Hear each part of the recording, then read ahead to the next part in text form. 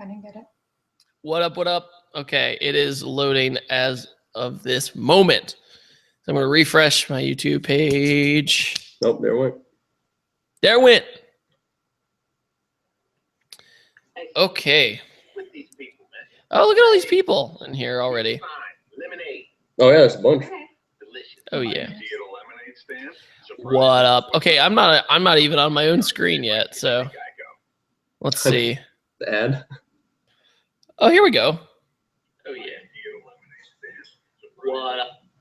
Okay, I'm not even on my own screen yet, so. Oh, okay. So here you might notice I'm with Mr. James Kuhn from Modest Racing, who has Jasmine the Evo, and if you notice the Google Hangouts, it switches in between us talking, so we're gonna try to pace ourselves and whatnot. David, have you been to Caffeine and Octane? I've been every single time.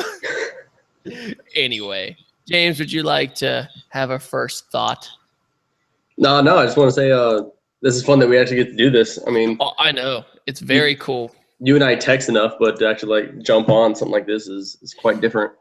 Yeah, I mean, I've always wanted to start like a podcast or something, but it's very difficult, like not having like a good solid crew to make a podcast, and like audio equipment is very complicated. But I think this stuff is fine. I hope my audio is good for everybody. If it's good, please let me know. And oh, here we go, James. How often do you get called Paul Walker? Actually, up in Virginia, it was pretty much every single time we went out. Down here in Tampa, not nearly as much.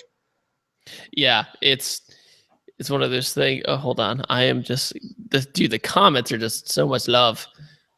Yeah, audio is good. It's all right. Turn your volume down. Here, I'll just speak quieter. I'll just have a lovelier tone. What happened to the S15, Mr. James? Here we go. Man, to be honest, the S15, that was supposed to be somewhat of a quick build. However, my Supra fell in my lap. Was able to get a Mark IV Supra for a killer deal, and you just can't say no to that. So that ended up jumping in my lap, took priority, and then that ended up just taking a little bit longer than originally planned. Now I've had that thing for a year. So as soon as the Supra goes, though, I'm planning on getting it done. Honestly, it's only a couple hours away from being done and tuned. But once it's done, hopefully sell it, and then priority straight to the S15. And the S15 is going to get a lot of love really quick. Yeah, the S15, that was such a interesting story too, because you literally called me up and you're like, hey, I'm moving to Tampa, by the way. First off, I'm leaving you at the time. Second, I need you to drive a car to Florida from Virginia Beach, which is not a short drive, and not just any part of Florida, not Jacksonville, not Daytona, and all the way to Tampa. And then you're like, oh, it's S15. I'm like, what? And you're like, yeah, you have to drive it. I'm like, awesome. So then if you guys know the story, there's a video called the JDM Road Trip that's on my channel. He's towing Jasmine along. We pick up Jasmine, and then I drive the S15 all the way to Tampa in a horrible rainstorm at one point too. And we ended up stopping at Sean's house, who is the owner of Nessa, the Evo 10, who is also struggling selling Nessa, the Evo 10 due to sentimental value, which I don't blame him. Yeah, no, that was funny. So when I ended up getting found out that I was moving down to Tampa, I had to. I had my truck, and then I had Jasmine, and then I had the S15. And Jasmine, there's no way that she's driving all the way down that far. So I knew I had to trailer Jasmine. And then the S15, I'm sitting here thinking, like, do I get a transport? Do I have to pay a shipping company to put it onto a semi and bring it down, which I was terrified of. And then I had to realize that there's only a handful of people that I even trust. One, to drive my cars, and two, to drive a right-hand drive vehicle. So, and you were only like 45 minutes away? Yeah, not bad at all. No, right-hand drive is one of those things, if you've never driven it in the United States, to all my viewers, is one of those things where you have to recalibrate your brain every single time you get in it. In the United States, I'm sure in other countries it feels a lot more natural where the cars belong because you're on the right side of the road and or left, whatever it's, right.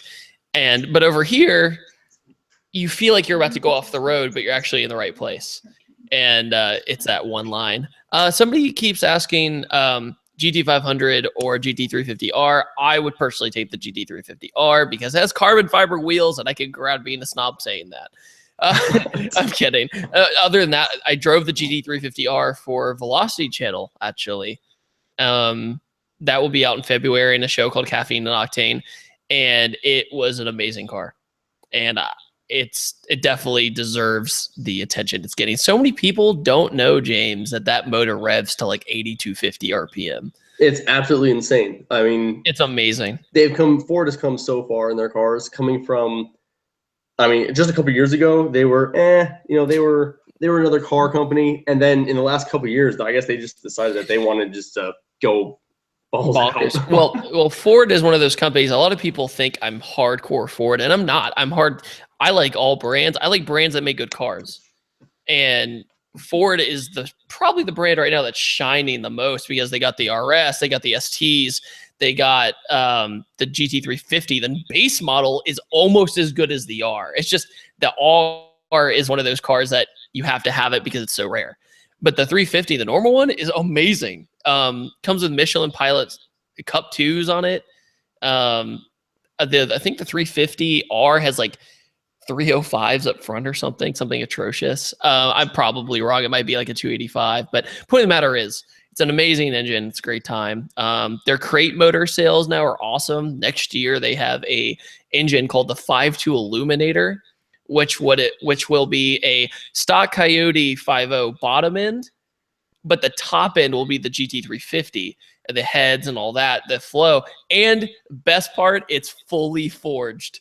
So you can just beat the snot out of it, and it makes 580 crank horsepower, and it's naturally aspirated. That's absolutely crazy. I mean, for all the cars out there, I mean, to have I'm not going to say low-end vehicle, but for a Mustang and be fully forged coming from the factory, that's absolutely insane. Yeah, you don't have to go through all the trouble of waiting for your parts and all that stuff. It's just like, and even my Coyote, knock on everything, it's 7 pounds. It's still trucking and it's not fully forged. But I did get a new clutch. I finally got a new clutch in that car.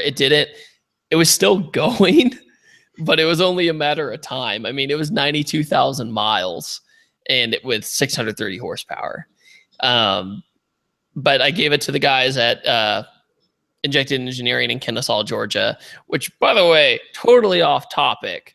Kennesaw, do you know about Kennesaw, James? No, not familiar. Okay, Kennesaw, Georgia had this exercise to try and lower their crime rate. So they made it required to every owner or renter of their house to own a firearm. So every single person had to own a gun. And guess what happened to the crime rate? It dropped dramatically. So when you go to Kennesaw, you meet some really awesome people. I mean, they're just gun nuts out there. That's when just walk around town, everybody's carrying. Oh, I know. It's crazy. It's crazy. And for everyone that's sorry to interrupt. Do I know reviews from a Trans Am? I've done a Trans Am, actually, an older one. I haven't done a WS6 yet. Just availability. Anyway, sorry to interrupt, James. I was just seeing a bunch of the comments. A lot of guys are asking if it was the S15 or an S13 or 14. And having owned multiple S13s, multiple S14s, and now currently my S15, I mean, I've wanted an S15 since I was a little boy, and I am truly blessed that I'm actually able to have one now, and let alone build it the way that we're going to be building it. However, for the S13 to S14, I love the S13 hatch. I love yours now that I've gotten to ride in it. But I absolutely love those cars, especially with 2Js in them. However, like my favorite motor to date in those things are the SRs. And I know there's a lot of hate out there with the KAs and the SRs. But at the end of the day, I absolutely love the SR sound and the performance in the S chassis. What blew me away actually was Anyway, what blew me away was I drove last year an S14 with a built KA turbo, and it made 330 and 330 torque. It was awesome. It hit you so hard. Like, you know, the SR has that drama. You wait for it, it spools up, it goes. But the KA was just like, you wait a beat, and it, boom, it hits you. I mean, it's a truck engine. You know, so it was an interesting exercise because I thought I was going to be like, oh, SR is going to be better. Well, I hopped in that car and I was like, oh, and I almost bought that car. I was really close. That day I fell in love with that car. I almost bought it because he was trying to sell it at the time. But now that the video came out and everything else, he upped the price. I was like, I'm good. Sorry. Oh, that's ridiculous. How much money did it take, Jasmine? How much horsepower does this Driven-TDIB GTR have? It's 700. Good old orange one. Tell us more about the R33. It's gone. Ron's R33 is gone. Traded it, actually. He traded For a it for Supra. a Baltic blue Supra. It's my favorite color on the Supra, and it's right-hand drive. Yeah, it's awesome. And actually, I just saw the other day. I saw him. He ended up posting something. I guess he's going to be doing some. I don't know if he's going to be doing a full build or something, but he was making some changes. So oh, he is. He's right. He wanted me to buy a single turbo. Yeah. Yeah. Yeah, that's a good point. Somebody said, I feel like there's never going to be a true successor to the 240SX. I mean, I saw the quote the other day about, I think Donut Media. Have you seen that video, James? Donut Media released a whole history about the 240SX. It's so good. I don't believe so, actually. It's really good. I mean, if you want to teach anybody like in 5 minutes what 240s are all about, bam, it's easy. And Chris Forsberg's in the intro and everything. And great video. I showed my girlfriend. She was like, oh, I get it now. It goes through S13, 14, 15. But they were saying, you know, the drift tax and everything else. And also that Nissan commented that there won't be an S16 because we don't believe our younger generation buyers are interested in such a car. And also the Juke is more popular among younger buyers. The Juke? The Juke. They compared the 240SX to the Juke. All the teenagers that are starting families? Oh my gosh. I mean, you know me, I love the S chassis. Arguably one of my favorite types of vehicles out there.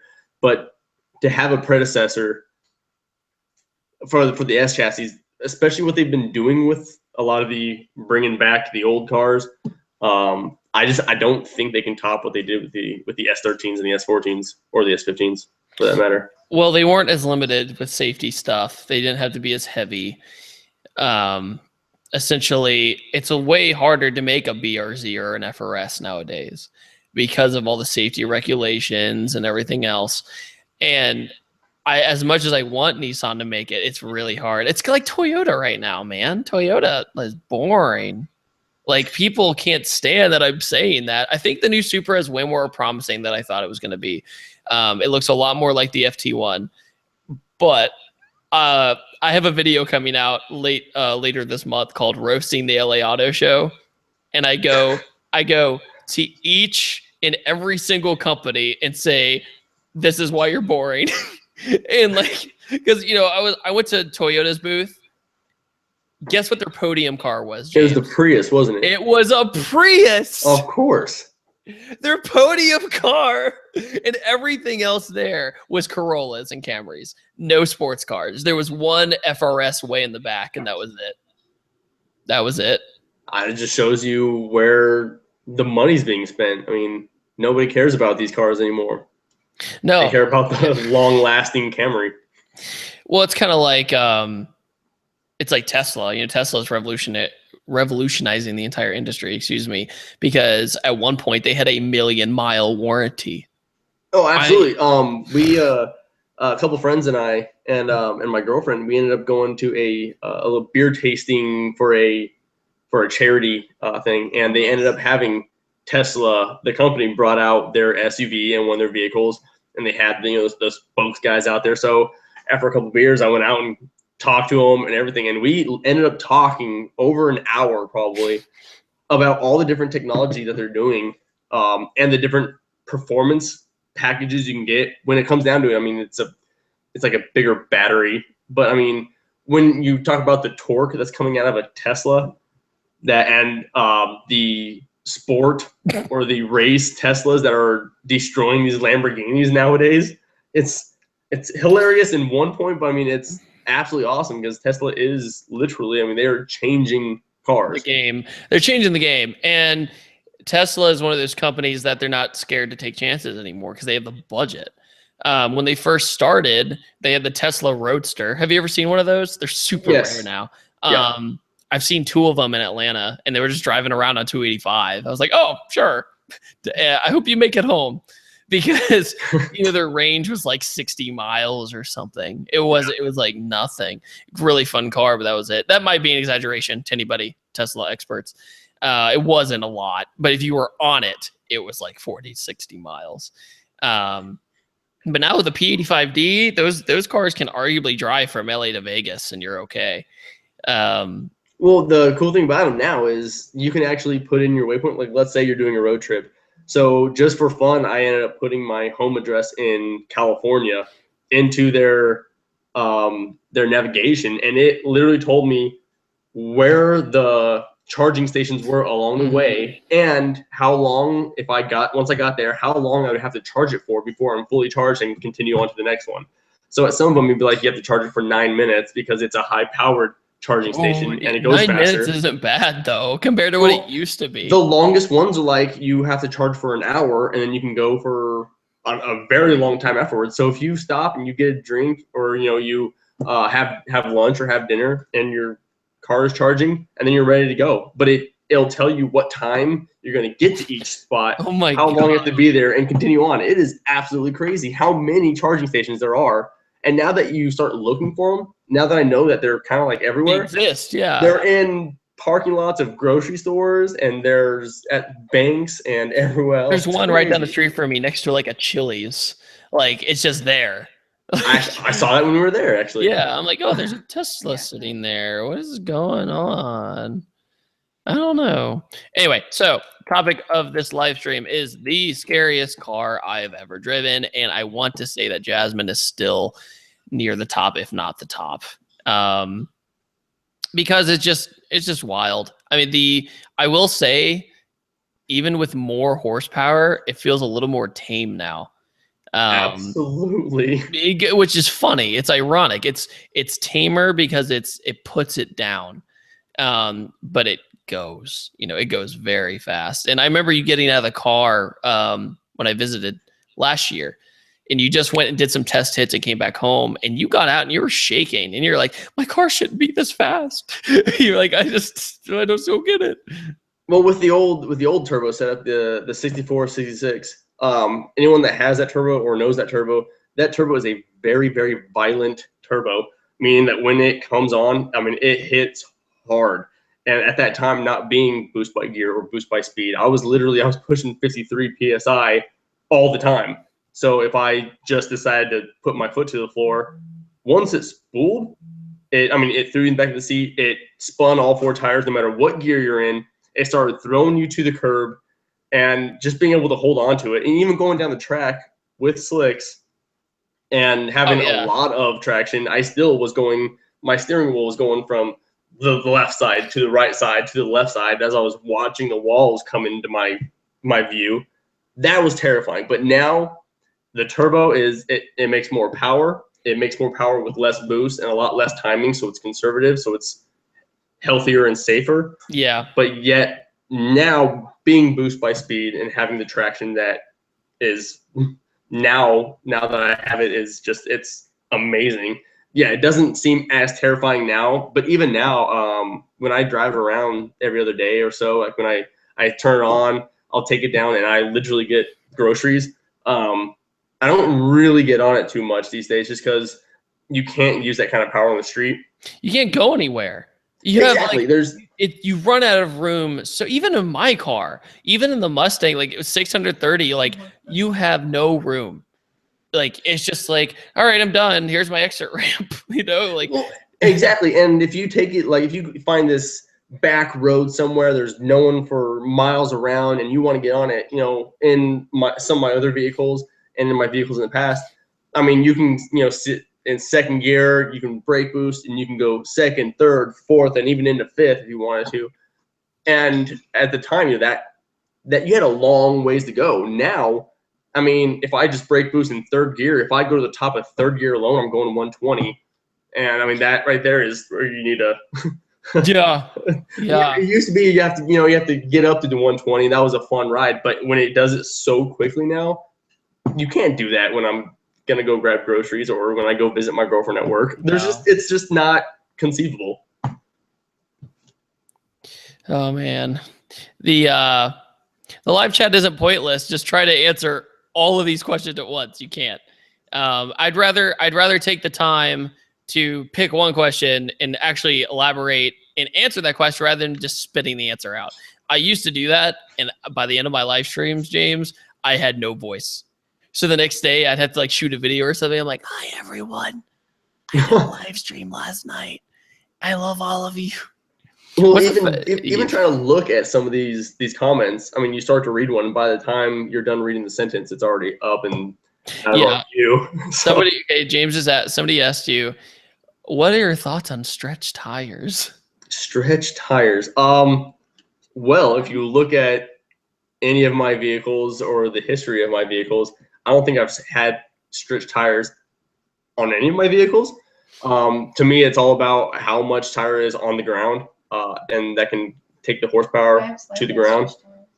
Yep, girlfriend's car has slightly stretched tires, but it works, you know. But now I see some of these people that are like asking online forums, okay, how can I have this wheel with this tire, and how can I stretch it that far? And and burn up an entire building. Exactly. It doesn't make sense, and I understand. And we were just talking about this the other day. We ended up going to Winterfest down here as a car show, and we were indoors, and I ended up throwing. I threw the slicks on Jasmine, full parachute hook. I mean, I was full drag status because I didn't feel like going with her pretty wheels on and everything else.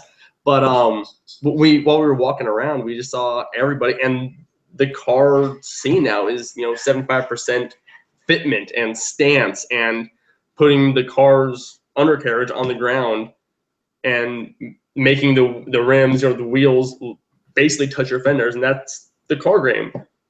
I actually watched when people brought their car on a trailer. They took the car off the trailer, then had to take off the wheels and put on their stance wheels because it couldn't drive or get on a trailer with that set of wheels on.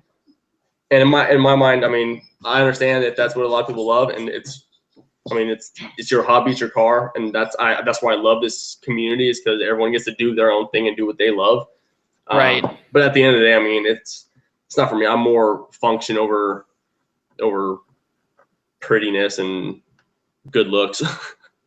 So I am going to try and invite a special guest.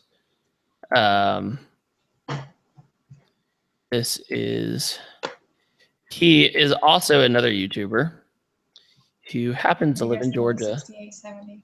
Is that what you're running? Try that. For the person who asked if I was running a 6870, no, I'm actually running the 76. I'm sorry, 67, 66 forward facing. I don't own Jasmine. James, this guy owns Jasmine. Bam. All right, so I got the message from this guy, the YouTuber we're trying to get. He's like, "Oh my god, it's that dude in blue." Oh my god, is that dude in blue? Oh my god, no way. James, people keep asking how much horsepower you want. There he is. He's for those of you that get to watch this, letting you guys know right now, this is the one time I'll say it. The car made 1032 on 44 pounds of boost. Very conservative, almost no timing. But we started lifting the head. So actually, here pretty soon, the head's coming off, Jasmine. We're going to get it O-ringed, and then we're going to actually start pushing it a little bit higher just to see what we can do. Oh, so we'll see. All pump gas, 87 octane. What's up, Dan? What's going on, guys? What you guys doing? How are you? Yeah, we're just chilling, man. So this is Mr. James. He owns Jasmine, that crazy Evo I reviewed about 2 years ago. And then again this year. Oh, a white one? Yeah, it's black. I'll send you the link sometime. How are things in Kennesaw? Kennesaw, dude. It's pretty quiet on my end. I've been editing videos all morning. Well, all afternoon. Feels. I'm trying to get as many videos up before Christmas as possible. I think. Do you have a camera, Dan? I thought you. I do, but think it's hold on. messing around. Yeah, I have a camera. Hold on, let me turn it on. Hi, it's me. Hi. Hello. I look like absolute dog turd, so that's why I had it turned off. Twin. I just woke up from like a half nap. Oh, it's okay. We're all just chilling. Yeah. No, this is very spontaneous too. I was just like, yeah, I haven't done a live stream on YouTube in a while, so I'll just do that. Yeah, I saw that you'd added me on Facebook, and I was like, is this real? Like, I have to check and make sure this is really him. Because, oh wow. Yeah, well, you never know. You never know. It's I've been by my imposter. own account, so I've been added by my own account before. Yeah, I was and like, I'm pretty sure I didn't add myself to my own Facebook. oh, I know. And also, it's crazy too because there's so many YouTubers in Georgia now. It's pretty crazy. You have ourselves, and then there's Chase, right? He's here too. Chase on two wheels. Yeah, And Chase- there's a handful. Everyone seems to be moving to the big city of ATL. well, it's kind of a hidden gem right now. Not a lot of people know that there's so much going on here, but it's just not a bigger city compared to other people. I want to say that it's mostly because you can basically ride or drive year round without having to worry about any snow. I won't see your Pro Charge Mustang doing burnouts in the snow anymore. No, that was terrible. But oh yeah, so somebody asked how much horsepower is on James. It's over 1,000. So there we go. Oh, Dan, how are you liking your vet? Dude, you know what? I like it a lot. It feels like a Camaro, except with lighter body panels. The transmission feels the exact same. It's so weird. I love that transmission though. It's freaking great. It's very clanky. It's very mechanically. One thing I noticed between the Mustangs and the Chevys, the Camaro, for instance, is that between like the Mustang always had this like really smooth. It almost felt like when you shift into gears, like it sinks in. It's like yes, this belongs here. It's like but with the Camaro, it's like are you gonna go or like what? It's just very. You feel like you're like pushing stuff together. It's really awkward. Yeah, definitely. Dan, you should share the stream because we might end up doing podcast things together. Oh, that's right. That's right. I can share that now while I'm editing share and the stuff. thing. You just editing a motor vlog? Yeah, I actually have picked up a new motorcycle today, so I'm editing that out. Wow. Yeah. James, have you ever dabbled in motorcycles? I've actually owned a couple motorcycles now. I want one actually down here in Tampa. However, with my back issues, I've not quite been healthy enough to be able to grab another one. Yeah, he had a back surgery recently, and that's always rough. Yeah, Especially 6 back surgeries. Yeah, 6 back surgeries. The last one, they ended up cutting me open, taking out 2 of my discs, replacing them with metal ones, and then just throwing in a cage and fusing one of my discs. Oh God, dude! Like that's making me cringe just thinking about it. I know. Oh, it's not fun. We went go-karting one time, and he's just like, I can do this. Like, he could barely get around one time. It was rough. Dude, that hurts me for you, man. How do you even handle all that torque? Like I feel like even that would probably mess with you. So to be completely honest, driving Jasmine, let alone all the bumps and the coilovers, that's painful. However, when you actually if I brake boost in like let's say second gear, if I brake boost and I let it go, even when David was down visiting and they were in the back seat, no lift shifting absolutely kills my back. I can probably do 1 or 2 pulls, and then usually I got to get out, get on the floor, and do some stretches because it kills me. So it's just that there's so much pain all the time in life that it becomes normal. And it's just sometimes it's just worth the pain. It's just worth the pain. It just becomes normal. It's just part of my life. Yeah. Oh, speaking of Dan, we just were talking about Kennesaw earlier about how they have the that epic gun law there. Yeah, you're required to have a firearm. And how I saw your video, was it yesterday? And you just like went just a whole armory of weapons, just killing it. Oh, that's just a handful. Like I don't know. I don't think I've ever asked. I don't know how into firearms you. Oh, you used to be. Yeah, that's right. We talked about firearms. Yeah. Yeah, you said you used to be into firearms a lot, but the cars have kind of taken over, right? As far Dude, as- guns, like, not in like a creepy way. Guns are really addicting in a good Oh, yeah. environment. Like, if you're my dad and I, we used to go to the range like every weekend. I went one time for my 17th birthday. I said, Dad, he's like, hey, what do you want to do for your birthday? I was like, I never fired a handgun before. Can I go fire a handgun? He goes, okay. So we go to this like little tiny range in Richmond, Virginia. Like, it's called Dominion Shooting Range, tiny little shooting range. And they have a wall of weapons. Like, I shot a Thompson submachine gun Yeah. that was served on Omaha Beach, which was really cool. And a whole bunch of other things. And after that, I was hooked. I shot my first rifle when I was like 13, because when I was 13 years old, my parents were at back to school night and I was shooting a BB gun in my backyard and I accidentally shot out a window. And they were so mad about it that my dad, instead of they punished me. But the next morning, my dad woke me up at like 4 a.m. going, come on, we're going somewhere. I'm like, where are we going? And we went to a shooting range in the middle of nowhere going, you're going to learn how to like properly, mess with firearms and stuff. I'm like, okay. And there's a 30-06. It was a giant rifle for my size. I was like, Dude, that's okay. awesome. Yeah, it was great. Well, dude, let me know. I have a plenty of firearms that we can shoot, and I think I have like a couple thousand rounds just laying around that could probably get spent off here. So let me know next time you want to go. I'd be happy to run with you. That'd be a cool video to make too. Definitely. I got to break in my new clutch anyway, so I can grab miles over there. No, I got a twin disc clutch. So supposedly I'll never have to replace it again, they say. So I'm hoping how convenient. Truth. Yeah, because it was like $200 more to get the twin disc, and it feels stock. Like, James, it feels nothing like yours.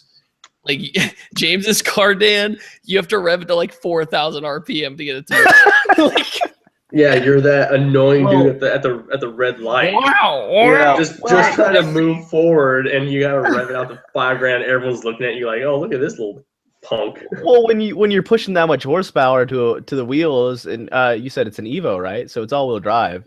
I mean, yeah, there's a lot. You like screw what everybody else thinks, man. Here, I'm gonna put you on the gram of Insta. Well, yeah, no, let's see how, like, I mean, especially because I'm too lazy and I'm taking off the parachute anytime I go somewhere is just way too much work. Oh, yeah. So when I go to the grocery No. store, literally to buy groceries with the parachute on, yeah, a lot of people don't like looking at me. I don't want flash on. Why are you doing this? Dan, say something real quick. I like chicken and pizza, but I don't like it when chicken is on the pizza. I don't know if that's just me. It's just like I'm a chicken obsessed person. I'm practically a carnivore, but I will agree with you. Now, there's something actually I wanted to tell you, David, just because that we're on the subject of cars. I have been talking to Vengeance Racing. I'm not sure if you're familiar with them. Ooh, yeah, Vengeance is great. They do a lot of good work. A pretty dope package for my car that I've decided to go ahead and pull the trigger on. Oh man. Going with like a centrifugal blower or whatever they're called, similar to like the Pro Charger, like what you got. Pro Charger's awesome. And I'm gonna go with their 690 package, I think is what it is. Oh, dude, that thing's gonna rip. I'm hoping. But they're gonna do I called them and I was like, hey, I didn't tell them who I was just because like I don't open up with that, I guess. Just be like, right. Hi, my name's Stu. I don't do that either. I hate that. Like, so many people, when I'm like reviewing their cars and stuff, I tell them, when you're filming cars and you're filming the glamour shots and stuff, you just conversate. You just have small talk. You hang out. You don't stay silent the whole time. I'm not like, I'm the artist who needs silence to film your car. Like, that's not me. Shall not be speaking the words. 9. I'll tell stories about how, like, I'll have trouble getting into a car event or something like that. And they go, but you're that dude in blue. I'm like, I don't pull that card. Like, I'm just gonna say it. You're kind of a douche if you pull that card. James doesn't go places going, well, I run a YouTube channel called Modest Racing, and I think you should let me into this establishment. Wow, you do my voice so well. That's you know what? I've only known him at this point for like 3 minutes now, and I couldn't even tell that you were talking. I thought it was him. Yeah, I'm sitting right here. I thought it was just. He's like, is there an echo? It was crazy. Here, I gotta get this link so I can share it on the gram of Insta. Yeah, I answer my phone. Hey, this is James. I own Jasmine. Which makes it sound like you're like a slave trader. Right? Oh, Jesus Christ. I'm just saying. People go, wait. The people go, wait, is that the Oh, name of the man. car? Is that what it is? This is Jasmine what? Like, is that a color? Is that a color? I don't really get it. I just hit that sub button right there to that Oh. modest racing. Watch So it out. Okay, I feel like I remember this Evo. Is it have gold wheels? Yeah. Yeah. Bronze. It always had gold? Like bronzy? Has it always had Yeah. bronzy gold? Because that's the color wheels that I actually have on the way right now for the C7. They're a brushed aluminum gold, bronzy gold. Okay, You have that's a amazing good topic. taste. James, what would you say the fastest car you've ever driven is? Is it Jasmine the Evo? Driven, yeah, it's Jasmine by a landslide. That's cool to have like the fastest car you've ever driven. That's pretty neat. Yeah, and it's Well, at a it's certain heartbreaker, point, too. to be completely honest, man, I was happy with 500 horsepower. Ever since I saw an Evo 8 when I was like, I don't even know how old I was, but I wanted one. They first came in 2003, came to the States. I wanted one, and then when I got one, I was all excited. And then I made it to 500 horsepower, and it was great. And then I made a stupid decision to open it up and decide to go bigger. And then it just was it was a rock landslide of A just slew. pain and Yeah. annoyance and fixing. Dan, what do you have to say about this comment? Awesome way for me to spend my night off listening to my two favorite YouTubers BS about nothing. Thanks, guys. You didn't have to click on it. Love you. It's not nothing. It's car talk. It's car talk. It's funny what I've always at least since you and I have met. I've told people it's like, what's David like? Because they're always super intrigued. I'm like, you have no idea like how just collective and cool David is as a person. Oh, man. He's just like he's very similar to the way he is on YouTube, just because that's what he's so into. He's so into cars. It's like you could talk about. You'd be like, oh yeah, dude, I like the color of this car. And he'd be like, did you know that this car actually started out as? And then he'll just go into this tangent, and it's really cool to hear. No, I'll tell you who's an encyclopedia is. You ever heard of Matt Farah, the Smoking Tire? Yeah. I learned a lot from Matt Farah, and he was one of my biggest inspirations when I started. And I got to be on his podcast recently, which was like full circle, right? Yeah. It's like when I first started like 5-6 years ago, I was like, wow, this is awesome, doing car stuff and so. And then I tried it myself, and it did all right. And I met him 2 years ago very briefly, but he was like, hey, come out to LA, come to the auto show, but really means come hang out. And it was really cool. But yeah, he's great. And it is really fun, like teaching people, like, because that was my thing, like fixing cars. I'm terrible at it. I'm absolutely terrible at it. And I know that, but history is just my favorite thing about it, for sure. Yeah, I don't think people understand that. Literally, I tell people like when they ask me like, "Oh, ThatDudeinBlue, what's he like?" I'm like, honestly, he is literally the nicest person I think I know. I know it's disgusting how nice Right? David is. It pisses me off. Did you hear Adam LZ did that too? He was like, he posted a video the other day. He was like, oh, hold on, my battery's dying. Plugging that charger. Man, what a noob. God, you're a famous YouTuber. Get it together. Oh man, I can't imagine David getting into like an accident without him apologizing, no matter if it was someone else's fault or. Have you seen him when he gets mad? I know. It's not a real mad, because when people get mad, like it gets out. But not David. No, he has this nice calm. It's not even a real like mad. Like someone can like cut him off and almost hit him, and he won't care. How about now? Hey. There you go. Oh, Okay. Oh boy. So when I was younger, I actually had a pretty intense temper, because I was a really late bloomer. I was 4'8" in high school and freshman year of high school. Same. And it's rough. And I took did you take the growth hormone test and all that? No, I just never grew up. Okay, so I did that, but I didn't have to take hormone. They showed me my growth chart. They said I was behind 3 years, and it looked like a dyno sheet. Like it was like it went like this, and then I was like, oh, okay. But then at the same time, I had a really bad acne problem. And so I had to take this medicine called Accutane, which I think I think they're starting to try to ban because it's so dangerous. Yeah. No, it's no big deal. I had to get blood work every month to make sure my liver was okay. Because what it does is it turns your pores off. So it just shuts down your face. And so there's a list of side effects like this long. And I got like maybe that many. And one of them was mood swings. So I finally get my growth spurt, raging hormones already, then the Accutane. So it was like this roller coaster. And it'd be like, hi, everyone. God, I hate everything. Like all the time.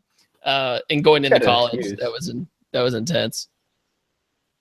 And then next thing you know, David just couldn't even like keep his pants on. He's like,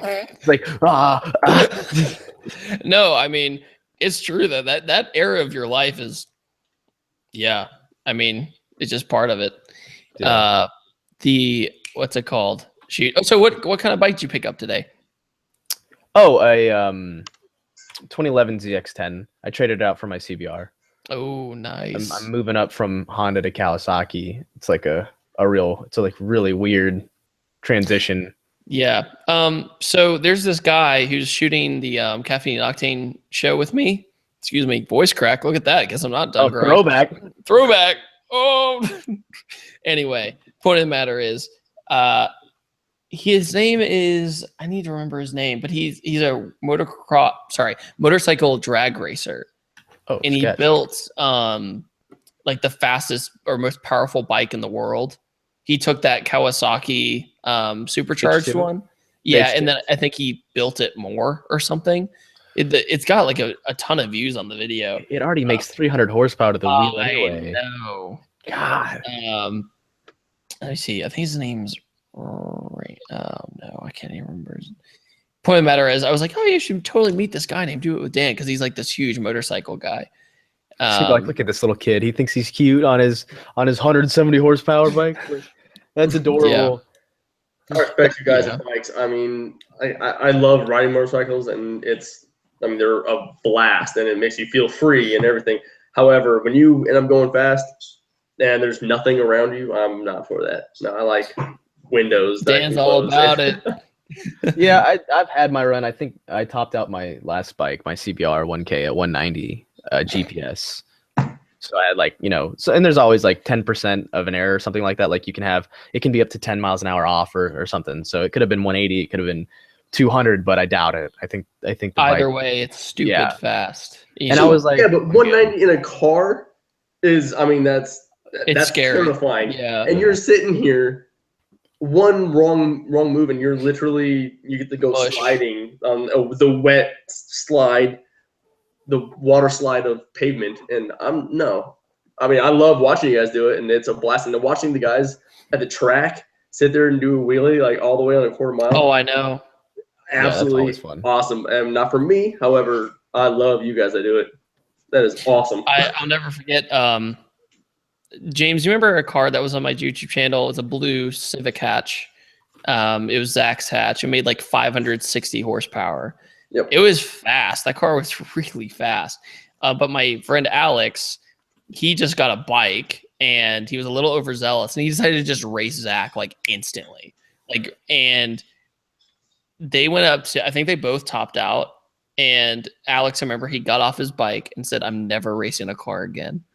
Like it just scared him. It shook him up that much. Cause he, the Honda came back at the very end, at whatever high speed it was. And here's the Civic, all over the road, all over. Cause that's how it goes. Like there's an Integra in town. His name's Nick, really nice guy, but makes like 500 of horsepower. And I saw him take on a GTR a month ago. 1320 was in town, and he's just like he's catching up with him, but he's just all over the road. It's sketch. Yeah. Here's the thing, man. I love motorcycles, but my true passion has always been in cars. I've been into cars way longer than I've always been into cars way longer, and it just happened that motorcycles were my YouTube niche, but I'd rather spend more money on a nice car than I would a bunch of bikes, I guess. I understand that. It's just it's funny because you can get a lot of car for money. You know, it's like my Drift S13 coupe, which I'll get to that. I'm still in the registration process. If you heard about that story, the VIN number was wrong on the title, so it was one typo. Yeah, it was a typo. But point of the matter is that car is it's so much fun to drive. It's only like 200 something horsepower. It's a 1JZ in it, and I got it for $4,000. You know, It's hard to beat that. It's really hard to beat. I mean, it's already swapped. It's janky, but it works. Well, I mean, you only have to start it through the trunk by turning on the battery first. Yeah. Oh, did you see the rolling fender video? Oh, that was hard to watch because anytime that I've done anything on the internet, you know that there's criticism. Oh yeah. It's just about the most, and I know for a fact, being in such a big community that you're a part of, that the criticism has to come even heavier and harder. Oh yeah, I took a bowl of Fruit Loose that was hate, and I was just like, delicious. Like you really can't. Like, I read my comments, and my comments overall it's a very nice audience. I mean, James has met tons of my viewers, like at Import Alliance and all these other events. And they're almost all of them are super nice. Only occasionally I'll get somebody to come up to me and be like, why do you even do this anymore? You suck. I'm like, whoa. I have never had that happen in person. I had that happen at our meetup one time. It was me and TJ, and we had a meetup in Atlanta that was very brief. And we went to Shorty Owl Park, and somebody came up to me and was like, you should just give up. You're terrible. I was like, wow. You need to instill the fear of God into some people. Oh, and I was about to just be like, well, I hope you get a hug tonight. I'm going to walk away.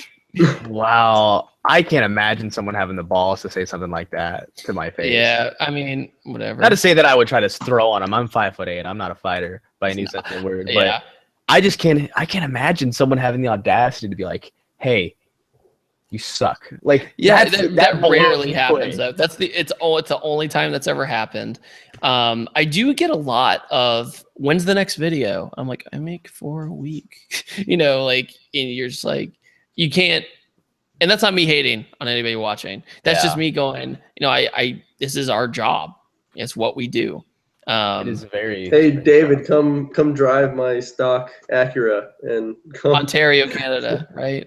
Yeah, like David, you should fly from all over the world, and I actually get less emails locally than I do for all over the world. That I know that probably makes sense, but you know, there's a much higher chance if you're within like an hour, you know, of that happening, because you can't fly somewhere to do one video. You cannot do it. It could be the coolest thing in the world. That's what you do. That's what I get, though. You know, it's unless it has to do with just like meeting up with someone that you've been wanting to for a long time. You know, if for instance, I don't know if you know who Demolition Ranch is. Yeah, definitely. I've talked to him a little bit about trying to do a collab. So whenever I get that set up, I'd be totally cool with flying out of Texas just to do one video with him. Oh, yeah, that's different to me. I'm saying like for a normal video, like say a car review or something like that. Like, as cool as the car might be, like the only exception I think would be something that I could just never get my hands on normally. Like say a Koenigsegg. Yeah, because a Koenigsegg. And that's my dream car review. You know, if Koenigsegg emailed me and were like, hey, fly to Sweden, I'd be like, I'll be broke this month. I'll go there.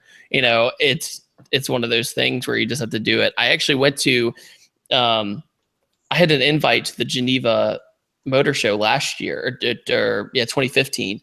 And the only way I got over there was because one of my friends had a bunch of miles on his account, and he helped me with a discount. That was the only way I got over there. People were like, "Oh, man, you must be rich." I'm like, "No, you just have to try and find a way, or have really nice people in your life."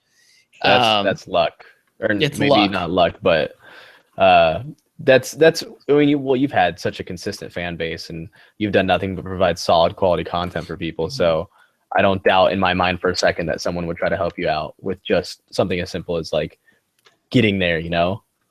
Yeah, absolutely. I mean, it felt so like I felt so official at that show. It was just so funny because I was so out of place. I didn't know like how nice you had to dress and everything. I walked in like my hat and like a Hurley shirt, and I walk up to Christian von Koenigsegg. I'm like, I'm eating a croissant. Like, hey, I'm David. Like, nice to meet you. The creator of Cognizant. Yeah, he's the coolest, nicest guy too. Do you know how I started the conversation? Sodded. No. Okay, the Agera uses precision turbochargers. And I was like, oh, wow, a bunch of my friends use those. They're pretty great, aren't they? Bam. And then we talked for like an hour. It was freaking great. It was when the Regera was being unveiled, the new one. Mm-hmm. And he was just so like, I went up to him and I said, I've told this story a million times. And I go up to him. I'm like, hi, how's your morning going?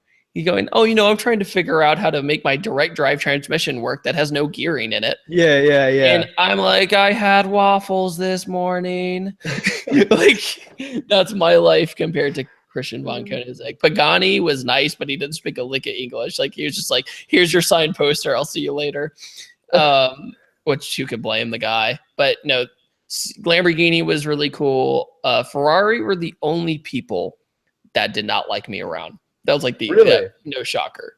They're like, what are you doing here, dude? I was like, your new Ferrari looks like a 458 with fins on it. The Ferrari LaFerrari.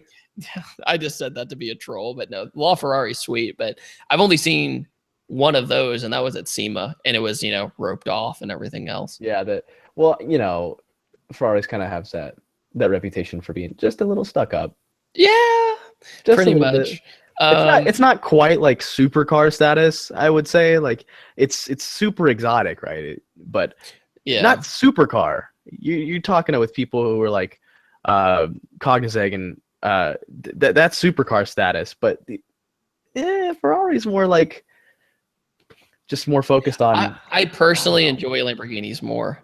Like absolutely. I'm not saying driving them, just being around them. I will say though that the Huracan is, if not my favorite car I've ever driven for the channel. And I've driven the 918 before, but I can never reach the limit of the 918 on the street. I mean, I got in it and I was going 160, on like done, I'm like, oh, and in the video, people are Spider, like, right? yeah, this 918 Spider. And people are like, why didn't you go that fast? And I go, it's that buttery smooth. That's how fast I was going. So you're doing 160, and in the first clip in that video, when I'm on the highway, I pass a BMW i8 to like show who's boss, and I just like right by him. But it's calm and collected. It's a Porsche, and it's just buttery. And then I get in the Huracan, and I'm like blah blah blah blah, like every 2 seconds. I mean, it just personality can win. I mean, that's why. Things like James has, he has that S15. It's not even that fast with the SR in it, but it's fun. You just never know what's gonna like win you over ever. That video where you go to the event and you do drive the with you met up with was Tyler? The video where you're actually at the event and you're in suit and tie and all that. I gotta hold on. Don't make me look up. Hangar party. Huh? Right? The hangar party video. That's right. That one. That video is, I would say, my favorite video of yours at this really? Like the one it this was year? Just yeah. Oh wow. You have no idea how long I've been watching you. I've been watching you since before I started YouTube. But watching that video, and I have no idea why. It's just like the whole video was just incredibly entertaining just because I felt like I was a part of it for whatever reason. Yeah, no, I took a very different approach to that video. I literally said, no cutting, as yeah. Oh, David, you muted yourself again. I don't know how you did it. That dag nabbit battery. Nope. Not again. You're still muted. You're still muted.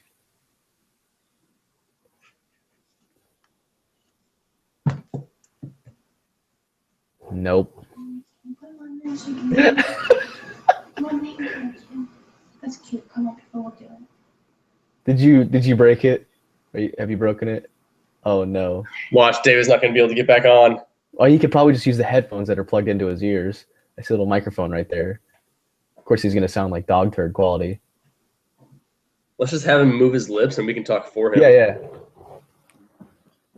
Hi, I'm David. I like the color blue. Let me tell you some random facts about a car you've never heard of before. The 87 Ford Taurus. That car right there. Let me tell you all about the Ford Taurus, baby. Did you know this car made so much money in production and then failed at the last minute for no reason? That sounds like some facts. He's the only dude in the world that we can be like, oh man, that was a good car we just saw. And then all of a sudden he would just go into like 15 minutes of random facts. Yeah, 100%. I will never remember. He could. I saw that a lot when I rode in the Skyline with him. He was just telling all these stuff about the Skyline. I'm like, I like it how it has the steering wheel on the right side. Everyone thought I was being such a jerk in that video. And I was like, well, maybe that's just how I come off. I guess I come off as kind of like an ass. This is a lot of fun. A YouTube live stream without David. He's muted on the channel now, so that might have been the issue. Work it out here. Hello, how many people are watching right now? 775. We have so many issues right now. Do a review on a Ford Tempo, David. He said that he's working on it right now. He's actually going to swap one of his 240s for a Ford Tempo, I think is what he just said. I think so too, and I'm No, pretty sure we whoa. should hold him to that. I think he just said he's going to LS swap the 240. Did I say 420? David, you need to try harder, dude. What's going on here? Just switch it over, the microphone to the headphones. How can you be this bad at live streaming? I don't understand.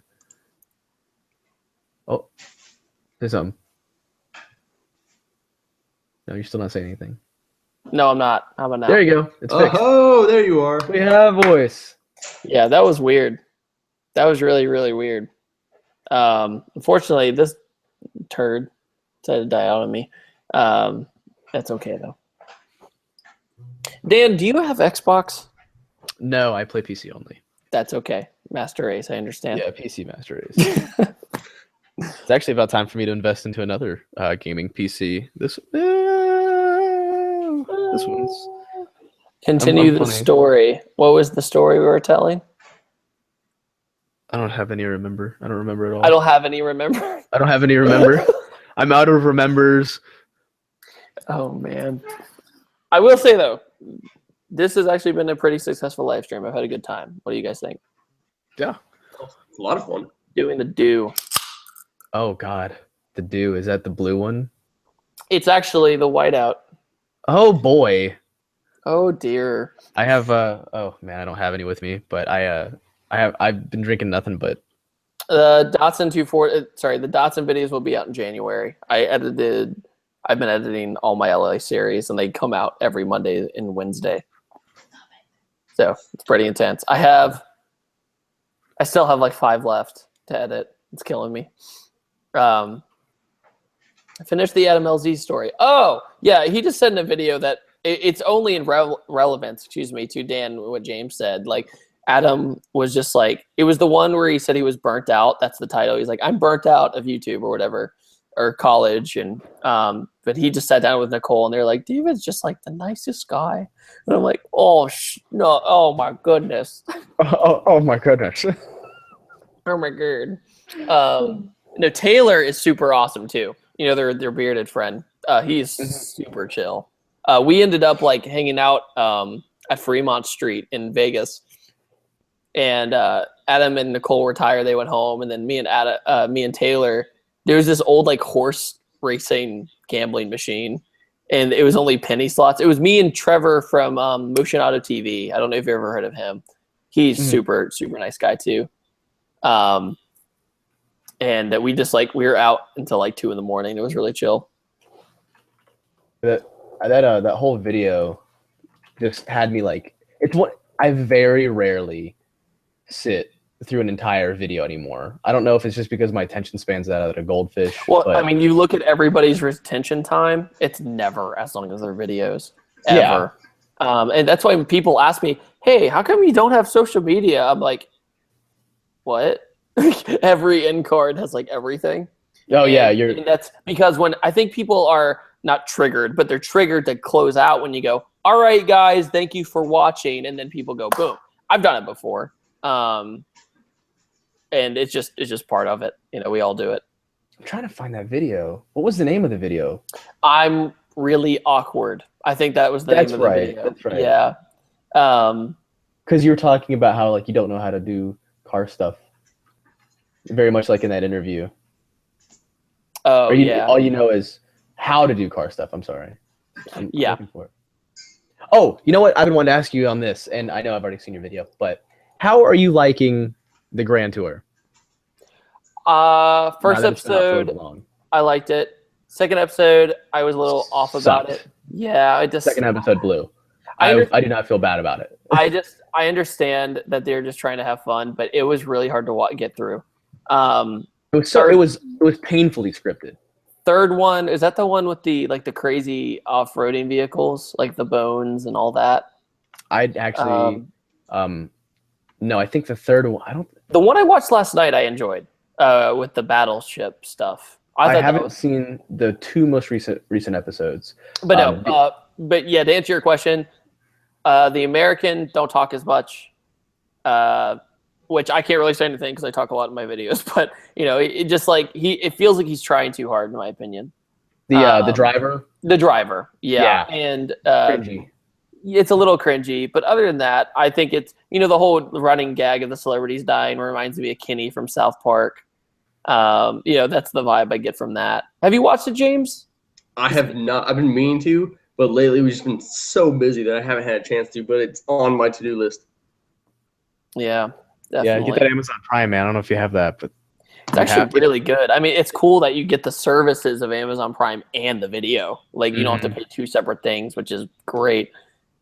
But Amazon is an amazing company. I mean, they do amazing work. So I'm glad that they picked them up. And their budget looks basically unlimited. Their show is like the like, have you seen the camera quality? It's better than the BBC show. it's because it comes out in 4K, I believe. It's beautiful. It's awesome. Let's see here. Let's see what other people. Yeah, the Hellcat episode was really good. I did like that a lot. That was funny when Hammond was going. So James Hammond, you know, the shorter guy. Yep, absolutely.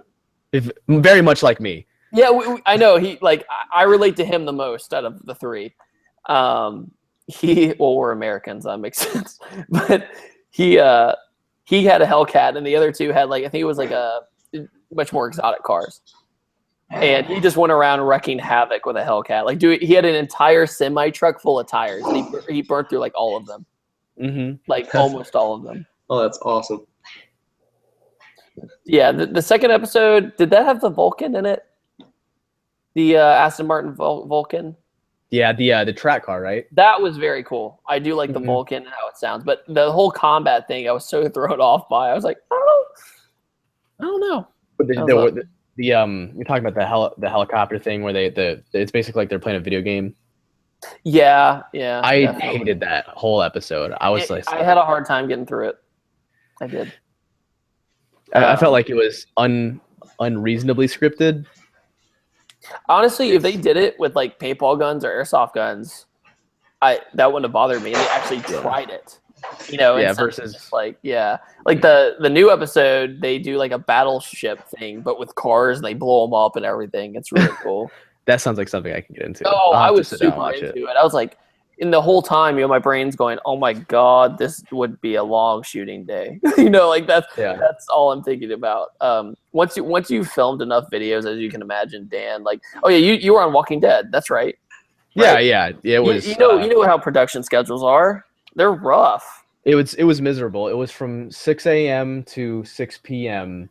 in the middle of August when we recorded, and you know, obviously you have a outfit you have to wear. They give you an outfit. I'm sure you know how this goes, but they give you an outfit, and it was was like thick military style pants, boots, a long sleeve shirt, and a military style jacket I had to wear in the middle of the August heat. And then if that wasn't bad enough, the second day we started recording, it rained all morning and it was humid. It was like I could have cut the air. It was so thick. And somebody just said, have you ever gone Tail of the Dragon? I actually did a video at Tail of the Dragon if you want to look that up. But also in relation to that, oh man, what was it? You done the Dragon, right, Dan? I just did it recently for the first time. It's wild. Where are you at, Modest? I'm down in Tampa right now, but I mean we're only a hot, hop, skip, and jumping away. So actually, it's not hours. hot when I show up because Dan, I don't know if you know, if you ever need the reverse type of weather in any state, send me there because I went to. Okay, here we go. Goes to Tampa last. Okay, you ready? This is all real. I'm not making this up. I went to Tampa last year with James. It was the coldest winter in Florida in 50 years. Then I went to Seattle, Washington for adventure drives. It was sunny outside. I went to, where was it? I went to LA recently. It rained for the first time in 18 months. I went to, where was it? I went somewhere like really cold. I'm trying to remember. It was really warm outside. But like, I went to Detroit and it was like 80 degrees outside. I'm just like, what's happening? Well, David, you can come down to Tampa now. Everyone else is having an actual like winter Christmas, and we're down here with 80-degree weather still. Yeah, so I used to live kind of close to Tampa. I lived in Brunswick, Georgia, which is about 20 minutes north of Florida, and it was last year it was 80 degrees on Christmas Day. We had the AC running.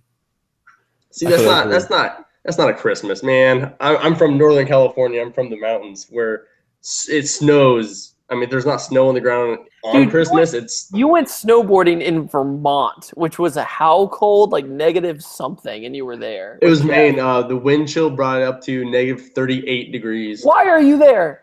Like, that sounds terrible. Like, oh man, like Chicago, I think hit like negative 30 recently. I'm just like.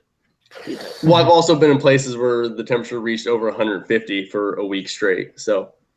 Oh, were you deployed or something? Yeah, a couple times. Oh, thank you for your service. Oh, thanks, man. It means a lot. It's my pleasure. Times. Okay. Every once in a while. Yeah, man. Whenever I got bored, Oh, Dan, the guy who did the Gears and Gasoline interviews of both of us just texted me. He said, "Hey, my two favorite people on the live stream." Oh, you know what? Actually, thank you for reminding me. I think he shot me a message on Facebook. Yeah, he did. Yeah, Ben's a good dude. Ben's a really good dude. Why you keep showing? Yeah. I have them in a group chat on Facebook, and I have them. You know how you can change nicknames? Oh man, what'd you do? Their names are Asian Ben and Not Asian Ben. Just so I could tell them apart because they're both Ben. Oh, I wanted to show you guys something really quick. So you know how I'm doing the sirens, Atlanta. Anyway, so you know how I'm doing a weekly show now on Fridays. I actually am designing a room just for it. Boy. Here, I'll show I call it the prototype. It's nowhere near done yet. Let's see this. Battery doesn't have that much life right now, so I will show these subs. Are you in your living room? Where are you at? Yeah, I'm in my living room. Oh, okay. See, now I'm trying to like remember how your layout of your house is. Yeah. So I have this empty guest room where I have like all my cleaning supplies. I know it's so exciting. But I'm gonna probably paint these two walls right here. Has a garage full of car stuff. Shows cleaning supplies on stream. Just yeah, but yeah. See, like look at the Fast and the Furious RC car. Yeah, and I'm putting all this stuff on the shelves as a background. And this is when I went to Ken Block's office and stuff.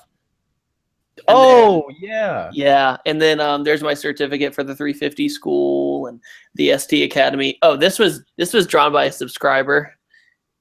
Let's see. I hate to interrupt you, but I just had a genius idea. What's your genius idea? So obviously you're gonna go see Fast 8, right? Of course I am. Okay. How about you and I hold up like a small meetup at the theater? I am so down. I'm so Yeah, down. we'll just go on opening night. We'll get our tickets and go opening night and just have a small collective meetup. I feel like that'd be pretty cool. It would be. So look at this. So on Adventure Drive this year, I had a YouTube channel called Shenanigan Shop come visit me in Montana. And dude, his girlfriend drew this on the way to meet me. Like she just did that in the car. In the car? In the car. In the car. I really hate artistic people. Yeah, God. Dude, they kill it, man. No car. What a bunch of jerks with their abilities. What a Screw those bunch- guys. What a bunch of jerks. I can make some awesome stick figure cars. Oh, How I know. How But dare no, you? James, you definitely know these taillights, right? Oh, hey. Yeah. Oh, is that from wait, don't tell. It's my, that's from it's my original 240 Yeah, I see. light bar and steering wheel, and I gotta clean that up. But isn't this cool when you graduate the ST Academy, you get this handbrake trophy. And then the GT350 one right here. Oh, Man, you got a bunch of neat eclectic stuff. eclectic. Eclectic, is that the right word I'm thinking of? Yeah, Eclectic? but you know what? I hate that the RC cars is you can only use the shells. So like I have Dom's Charger as a shell, and then I have the Supra as the actual RC car, and you can switch them out, which is cool. But you know, about it. Yeah, I saw that you spotted one the other day on Instagram. Oh my god, I know. How great was it in person? Was it just as amazing? I did see a full replica of Brian's Eclipse in LA, and it was phenomenal. It was done perfectly. Man, makes me sad. It made me want one, even though I know it'd break down every 2 seconds. Hey, you just got to remember, man, to take it easy. Otherwise, the manifold will give you some issues on your laptop, Yeah, and the then all floor of a panel sudden my will fall out. floorboard would fall out. I don't know how that works. God, classic. Oh my god, classic! Wow. That's like, hey, bro, is that an Evo? Where'd you get an Evo from? From Too Fast, Too Furious? Oh yeah. Man, where'd you get an Evo No, from? he goes Evo. Where'd you get an Evo from? He didn't even put an M on it. He goes from. Evo from? I don't know, man, but these things are hot. Why it's so hot? I know. You know when you don't wear your seatbelt. That's like one of the fucking goofiest lines. David, do power shift. I do not power shift because power shifting blows up transmissions very easily. Have you seen the video of that dude in a Honda? He's like, yeah, this is how you power shift. He's like, and the thing blows up right then and there. Oh, talk about sweet justice. Factory transmissions were never meant to power shift. They just weren't. What type of shifter do you have in the Evo? Are you on one of those the ones where you just go like beep beep? No, dog Honestly, box, I'm yeah. just a built normal 5-speed transmission, fully built. That's However, we're either going to be throwing in dog box gears because I don't have that right now, or if I don't want to spend $6,000 on gears alone, I might end up just throwing in some carbon synchros. There's some new ones out that seem to be doing pretty well, so we might just do that. But yeah, as of right now, I'm still H pattern, everything. I mean, it's a But it's fun so way to cool, do it. man. Yeah. So Dan, they wanted you to talk about your ZX10 really bad. Who does? Everyone. Oh, Apparently. well, it is a motorcycle, and it is green, and it is probably exactly like every other ZX10 in the world. I know. Like, It's cool though. I mean, it's new to me, so it's very different. I'm editing the video right now, so they need to take it easy. David buy a Supra. I actually really wanted one, but instead I did the 240 project. And What, a motorcycle instead? Yeah, right. You're welcome to ride mine. You know what? It'd be perfect when I get this Harley done. I don't know if you've like even remotely are aware of that video, but I've been working on this old school Harley, and when I get it done, Yeah. it'll hopefully do like 55, 60, and it'd be a solid bike for you to like get some. I don't know if you know how to ride a bike, but Have you ever seen the video when I got taught? Oh, it's bad. it's bad. Oh, it's bad. A couple years ago now, I usually catch on to things pretty fast when it comes to like skill, but yeah, I tipped over. Nah.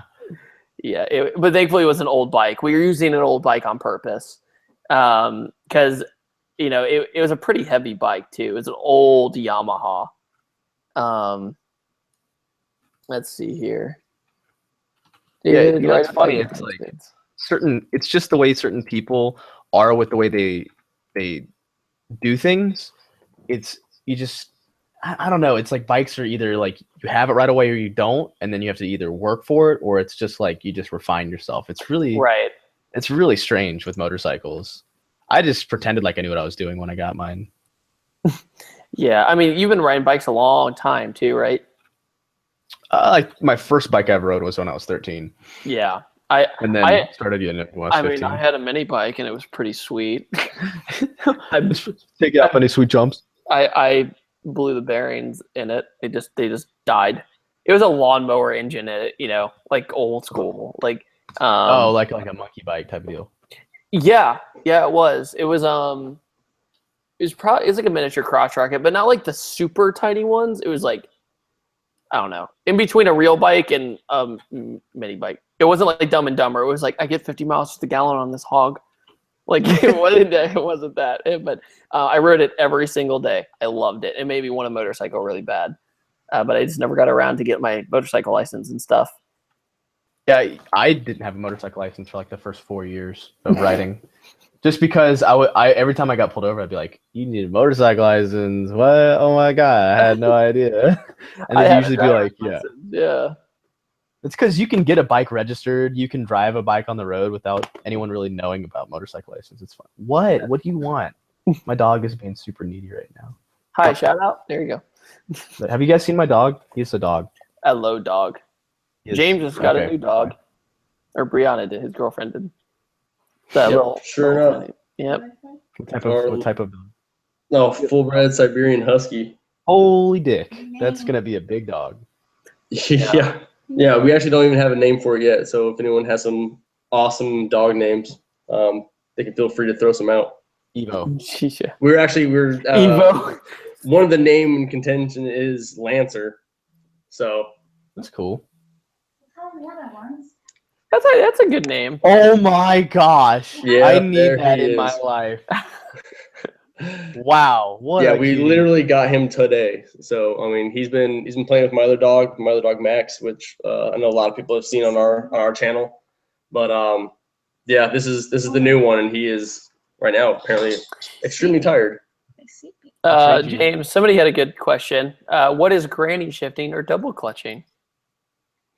You know all about that, well, right? I mean, granny, it really depends on who you're really talking to. Granny shifting is literally just shifting super slow, clutch all the way in, pull your shifter out of the gear, put it into another gear, and then slowly release the clutch while you're giving a throttle. Now, seeing how some of us, when we're shifting while we're flying through all of our gears, I mean, you don't even know what RPM you're hitting, and you literally you pull it out of gear without hitting the clutch, and then you're barely touching the clutch just enough to let it go into gear. And if you keep your throttle at 100%, it'll actually, if you have a standalone ECU and you're tuned correctly, you can actually stop the ignition in your vehicle while your clutch is in at that time, and it allows the shifter to go into gear quite easier. So, hi bud. How you doing? Somebody said earlier, didn't you have a friend that had a Hayabusa and had the G8 I reviewed? Yes, he had Dan. He had a stretch Busa with nitrous on it. Busa, bro. Busa, bro. And his name was L. He's an awesome guy. He was in 101st Airborne. He had a GTO I reviewed about 3 years ago. Almost 3 years ago. You're getting old, David. I know. It made 700 horsepower, but he got a Busa in order to beat this GTR that was in town, and then the GTR beat him again on the Busa. What? Yeah, it was a like 1400 horsepower top speed GTR built here in Atlanta, actually. No offense to any guys that ride bikes, but they are some of the most fun people to beat in races because a lot of times they don't expect it. So the guys on the highway, oh my god, when they pulled next to you, and of course, my car looks modified, so I hear them downshift. So if I downshift, they are so much fun. It's arguably those guys and GTR owners are some of the most fun guys to actually race and actually shock. Yeah. I've taken on the CBR 1000. I took on it was an Alpha 7 package GTR, so 700 horsepower, and that was like, I'd say it was a really good race, but I still beat him by like a couple car lengths. But I'll never forget the weirdest race I've ever lost. The only time I've ever lost against a car on a bike. I was on the interstate on my CBR 600, and I start rolling on some diesel truck, lifted diesel truck.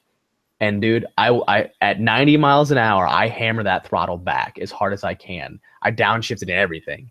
And this lifted on mud tire diesel truck pulls away from me like I'm sitting still. And I was laughing the whole time because I couldn't believe it. Because there's this truck just billowing black smoke as he leaves a sport bike in the dust. I was like, what? That's nuts, dude. Because I didn't know anything about diesel engines and stuff like that Yeah, at the time. diesels are wild. If you have a fast diesel, they're crazy. You're exactly right. Seeing a diesel truck go unnaturally fast, faster than cars that I've seen, high horsepower cars at that, it's a blast to see, just because it's like when you see something that you don't expect to be real and you can't believe it even though you're watching it with your own eyes. You're about to make me a super nerd. You want to hear a fun fact? Oh, here we go. Okay, so Top Fuel dragsters? Yes. You know how they have to rebuild their motors after every pass? Yes. The reason mainly for that is because once they get near the end of the track, there's so much force that they destroy the spark plugs and the motor starts dieseling. Does that make sense? Yeah, there's so much like compression and everything. That's one of the reasons. Crazy. I just learned about that recently. That it's a more rare case for it to happen, but that's like the motor's just so destroyed that they basically turn into diesels temporarily by the end of the track. Now, are those the ones that are powered by alcohol? I think so. Yeah, I think most are just straight alcohol. Yeah. Maybe you guys can tell me this, because this is something I heard and I've never gotten the time to research it because I keep forgetting. But someone told me that alcohol powered motors don't run coolant. No, they don't. They literally just fill the block with like molten aluminum or something usually. There's a Or sand or DSM something. here in Atlanta that's straight alcohol, and he has no intercooler. Or like, yeah, it's it's like what? really odd. Or But they're not good for running on the road, right? You couldn't do that on it's the a race road. car. You don't go anywhere. You do a pass and then you let it cool, right? That's how that works. Yeah. Hmm. Hold on 1 second. Makes you want one, right? Yeah, Dan, I guess. Dan, what's the fastest wheelie you've pulled? I think the fastest one I have on my channel, which is the only one that matters. Yeah, right. I set the front wheel down at about $140. Holy crap! No thanks, man. That's moving. For one, it was in the middle of the night too, that's what. That's even worse. Yeah, because like in the video, all you can see is my dashboard, and then it comes down and there's cars. Good. Or not my dashboard, but my display, whatever. But that's on occasion where you're like, well, I feel like being a dick. It's cold outside, intake temps are low, so you're able to like get it up quicker, and bikes really respond well to colder temperatures. It's like a turbo car. Very much. Yeah, it's so somebody's asked, what's the thoughts on the Crown Vic? And the reason I picked this is because my friend Trevor from Motion Auto TV just bought one to mess around with, and so I think Hager Garage is doing it too. They're both modifying Crown Vics to see what happens, essentially. And that motor is essentially the 2-valve that's in the old Mustang. Like, that's how slow the old Mustang was. And the good thing about the Crown Vic is that they were built to idle. It's for cops just to sit around. So they run a very long time if you take care of them. But I was really tempted to join in on it. And I know Trevor was doing turbo, and I wanted to do nitrous and see what happens. Because you can get a Crown Vic for like $500. Yeah, in police auctions, they're just racking out. And what else is great about it is that apparently when you drive, Jess Quinton, this is personal information talking to Trevor. I'm very good friends with Trevor. The point of the matter is, the Crown Vic, you like have your own HOV lane when you're on the highway because everyone's scared of you. Same thing with white Chargers. White Chargers, yeah. But the thing is, it's so funny. Alejandra, my girlfriend, she was like, "Please don't do it." I'm like, "Why?" She goes, "They're so ugly." I'm like, "Yeah, but what I thought about doing is just completely messing with it and then either giving it or selling it to a subscriber. That's what I was thinking about doing. But who knows? I would love to have a Crown Vic and just rag it out. All right. So one of my favorite things is like, I'm sure you watch not Gears and Gasoline. I mean, I watch them, but Yeah, I'm sure you know, like Motor Trend and all that, where they take these cars and they cut them up and they turn them into something they're not supposed to be, and then they go out and run them and test them. Roadkill. Yeah, or like Monster Garage or something. Yeah. Oh, yeah, dude, Roadkill, Monster Garage is where it was at. Oh, I forgot about Monster Garage. I loved that show. I met the narrator, Schwag. You know, he's like, tonight on Monster. Tonight on Monster. Yeah. The same guy who did Pastime. Remember Pastime, where you had to guess the drag racing time? Same guy. Dude, I've always wanted to like go with a friend and say, all right, we have to buy cars. For each one has to be under $500, and we have to do something to them. I'm doing that again. Did you see my beater car challenge with super speeders? Oh yeah, I did a full beater car challenge in February. Yeah, see, I would love to do that. I would love. I'm doing it again in January, I think. Well, if you need a teammate, David. Yeah, let me know if you want to split the bill. Sure. Yeah. How much is it usually? It's like what, $500 for a car or something? For a car, yeah, usually, and then it's more of the traveling that takes a while. Yeah, count me in. I'm down. Yeah, that'd be good. I know Farrah's gonna be on it too, so it'll be awesome. Well, you have my number. I know, right? I will come up for that. That'd be. We're gonna be. I think we're gonna be at the Firm, James. You know what the Firm is? Oh yeah, it's even closer. Yeah. It's like an hour away from Orlando. Absolutely. I mean, it's cool, like stupid ideas that I want to do. So I really wanted to do an old limo. I really wanted to modify or a hearse. I reviewed a modified hearse one time. It was really fun. Was it everything you wanted? It was very funny because I drove it for Halloween in 2014. And I did the video, and I drove through VCU, Virginia Commonwealth University's college, and I was in all black, and I just looked like this creepy like goth kid driving around in a hearse. Yeah. Basically, it was a good time. People didn't really know how to take it. Bro, answer some questions. We have been.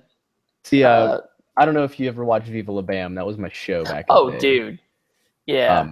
But, you know, Ryan Dunn used to have a hearse that had I want to like a crate 350 in it or something like that he did some work to, and it beat Bam's Lambo. Yep. Or no, maybe that wasn't a hearse. Maybe that was the limo.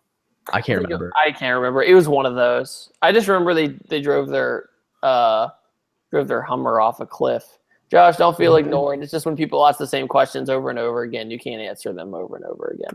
And like 700 people almost constantly. All the people who have commented, we've answered their question at least once. So let's see. One of those things. You know what, Dan? I've picked all the questions. It's your turn. Or James, one of you. This one just says Dan is a faggot. He's been trying to get your attention the entire stream. Let's see. Oh God, Viva La Bama. Bama? Viva La Bama? I'm looking for questions, but people... Okay. This one's kind of cool because I used to have one of these. What do y'all think about 82 to 92 Camaros? Oh, you had one of those? Yeah, I don't talk about it, but I've had a lot of Camaros that don't happen to be on my YouTube channel. Yeah, I did. I actually did a old Trans Am or Firebird. It was a Firebird that was all kitted out like Knight Rider. Mm-hmm. I did that. It was a good time. It's amazing how far V8s have come, though. Oh my God. Like, it's unreal. My roommate had a 92 Camaro before he got his Hugger Orange 99 Camaro. And he ended up when we met, he had that car. So met him, and of course I had my S13 at the time, and he had that, and I was just riding around that, whenever we went and grabbed food or whatever. T-tops, threw the T-tops off. That was my first T-top car I've ever really been in, and I loved it, to be honest. And we're actually... in the future, we kind of want to look for another 92 to build because I do plan on having another S13. So I'd like to have, back the car that started it all for me. And so he would also like to have another 92 to kind of like go back to, what kind of started it all. But, yeah, that'd be really cool. And for Yeah. everyone, and I've seen a bunch of people asking for me to do another video. I will tell you right now, I try. These guys, for what you guys do and how many videos you guys put out, you guys are. I don't think people really understand. They don't. What As it much as I love takes. everybody, they just don't. I mean, people are like, I had somebody comment yesterday, and they were like, David, step up your game, man. I'm like, dude, I'm busting ass. Like, It's absolutely crazy. Like, I mean, so editing alone. So now, I think on my channel, I think I have like eight videos. Like, go me, right? But editing is just unreal. You guys literally do this for hours on end throughout the week. I know you guys edit probably more hours than I have like time off. So I mean, for editing, and David, I've already vented to you how many times about music, just to find a music oh that my god, fits for my the intros, genre. it's so bad. It takes It's me ridiculous. hours. It takes me hours to find music for intros, man. It takes Absolutely forever. That I usually like if I like sit down and I actually film, and that's another big thing. You guys are gonna go do something. You grab your camera equipment. Before you start, you set it all up. You hit record, and then you do it, and then you do multiple takes if you're speaking. And for me, I especially working on the cars. Like I want to get it done. I do love working on cars. However, a lot of times it's not just fun. It's not installing a turbo and making it go faster. It's the tedious work that no one likes doing. You bust your knuckles open. You end up screaming and cursing 100 times, and you're losing your 10mm socket. So oh god, for you guys, not the holy 10 mil, the holy 10mm. But for you guys to actually set up, record it all, then after you're done with the entire day, go home, upload all of the film and all the footage that you guys just got, then sit there for hours and edit it, find a song, everything else. I can't give you guys enough credit for what you guys do. People do not understand how much it takes. So I will be the first one to tell you, you guys are awesome. However, yes, I will try to get a video soon. The next one I'm gonna be doing, I'm gonna be getting like the whole history of Jasmine, because people ask me all the time. That'd be cool. Yeah. So it's just gonna be like the story of from when I got Jasmine, what got me in the car scene, how I started Jasmine, and then where it went from there. So that's hopefully coming soon whenever I get the time. Yeah. No. I think the hardest part is I take a lot of pride in being like a one-man band, if that makes sense. And it makes you very stubborn. It's like, I know my life would be easier if I had one other person, like maybe just one, but I don't, because I see YouTube as you. And so it's not just the editing, it's the film. I enjoy filming the most. That's my favorite part. Editing is just a grind. I don't really look forward to editing, but I'm usually happy with my final product. James, believe it or not, Dan, James was a huge help to me when I filmed in Florida last year. I did like the Subaru review, that black one, like all those videos. Those were all with help with James, helping me. I was the pro at the crane. He helped me he helped me. I had a small jib crane, and that was the most time-consuming thing if you're one person. And I'm like, James, I'm going back to my other gear set. While I do that, would you mind tearing down the crane or putting together the crane? And just by doing that, we probably cut a half hour out. Oh, easily. And but I actually just bought a stabilizer to make my life easier, so I don't have to carry the tripod and slider everywhere I go. I use tripod and slider for 5 years, 6 years now. And I'm like, okay, time to mix things up. I've been practicing with my stabilizer I just got. Oh wait, David, which video took you the longest to edit? Oh, that's good. Now that I've done like 600 something videos. Oh my god. 600? I've done over 600, I think it's like 680 or something total. Yeah, you have a copious amount. Good for you, man. Well, adventure drives take a really long time. even though they don't do very well, the Adventure Drive videos take a really long time to edit because I am passionate about them. I have a 240SX documentary I'm going to release next year about, it's like, James, I don't know if you ever saw, I did that like Blood, Sweat, and Gears film years ago. Yes, absolutely. I'm doing a sequel to that. I'm working on that as of right now. And I'm going to do an entire documentary on the 240 with other people who, like, from our perspective, not the viewer's perspective. So, like, and it's going to go into other people's car lives and stuff like that, too. So I'm going to be working on that. And that's going to take forever to edit, for sure. Because I have interviews and everything else. Interviews take a long time to edit. As Dan knows, with Gears and Gasoline, I mean, they did an amazing job, but it's very time-consuming. Yeah, I felt so bad because I was like, hey, is it done yet? Hey, is it done yet? Hey, is it done yet? Hey, is it done You're yet? just excited. Yeah, of course. Because they do such a good job on, like, you and Mr. Regular. I was like, I wonder how they're going to make me not look like a jerk. I don't know how they're going to do that. No, they did an amazing job. James, if you haven't seen their work, it's awesome. Completely just out of the water, blown. And Ben, speaking of of editing, devil, just texted me. You got a stabilizer? Sweet, dude.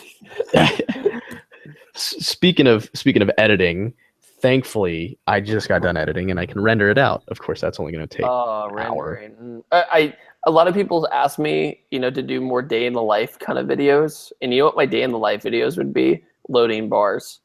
That's half of my life. No, as in like watching the render of a video. Uploading it. Because since I shoot and export in 4K now, it takes forever to process. Nope. Takes forever. I've only done a handful of videos. I don't know if you saw my "Want to Go Fast" video. Yeah, I did see that. By the way, that camera I had to get rid of just because of how unruly it was.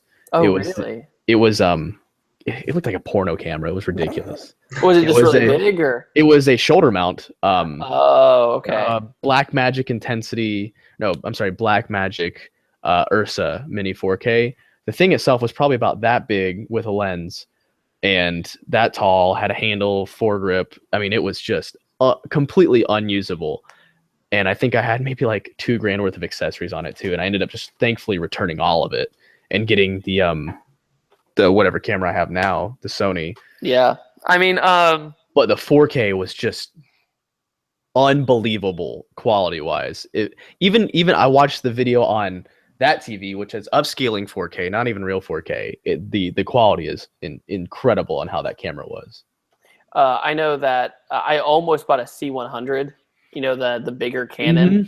Mm-hmm. And then I just realized it's just too, like, for what we do, it's too large of a camera. Yeah, it's something portable. It has to be, because we're shoot and run. I mean, James has seen me film. James, you've probably seen me film like 16 videos by now, something like that. Oh yeah, I mean, and you see how fast I move. Exactly, I've been there for quite a bit of them, and that's the one thing I was going to say earlier when you were talking about it being the one-man show. Is if you ever had someone help you, it wouldn't be you. And like seeing you knock out a car review, I remember seeing one years ago, and even when you reviewed Jasmine and did the glamour shots and everything else, even though it was freezing cold. But how you are from back then to doing it now, like when you're here in Florida for like the TRC guys and everything else, it's mind-blowing how quick you can do it now. You're so it was fluid. It was a formula, and that's why you see a ton of, I'm not saying people copy me at all. It's funny, people now go to my channel and go to my review videos and go, you copy so-and-so with your intros. I'm like, you're funny, kid. Look at the date it was filmed. Yeah, that's but that formula was the first time I ever used that review formula was on a turbo Mustang, which James raced in Jasmine later in life, which actually impressed you a little bit, if I remember right. You're like, holy crap. The car ripped, but it was a Helion turbocharged Mustang. And I was like, wait, I can make this way more interesting than I used to be. And my first car reviews were literally me in the car, like instantly. No intro, no anything. I had a little bit of voiceover, kind of cheesy. But I was like, you know what? I'll sync to music. Let's see how this works. Because the video I'd say that put me on the map was, believe it or not, East Coast Honda Meet. I did a video at East Coast Honda Meet in Virginia, and in the first night, it got 25,000 views. And that was a big deal to me, like huge deal. And I used that editing style and then applied it to my car reviews. And then saw what happened. And then I was like, okay, intro, middle part, talking, flybys, pulls, whatever, outro. And I've stuck to that ever since. And I thought about changing it up some, but if it's my formula, it's my formula. It's like Coca-Cola. You don't mess with the formula sometimes. But yeah, Dan, I love your style. You just hop on a bike and turn it on. It's so nice.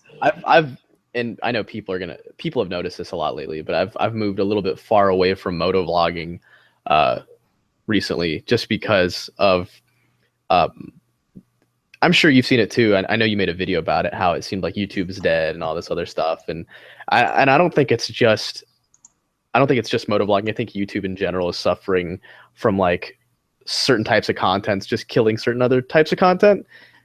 But I'm kind of moving away from it because it's no longer getting the views that it used to get. And it's not just about, and I know that sounds totally, for a lot of people that when sounds. It's your living, you don't want to sound like a jerk saying it doesn't get the views.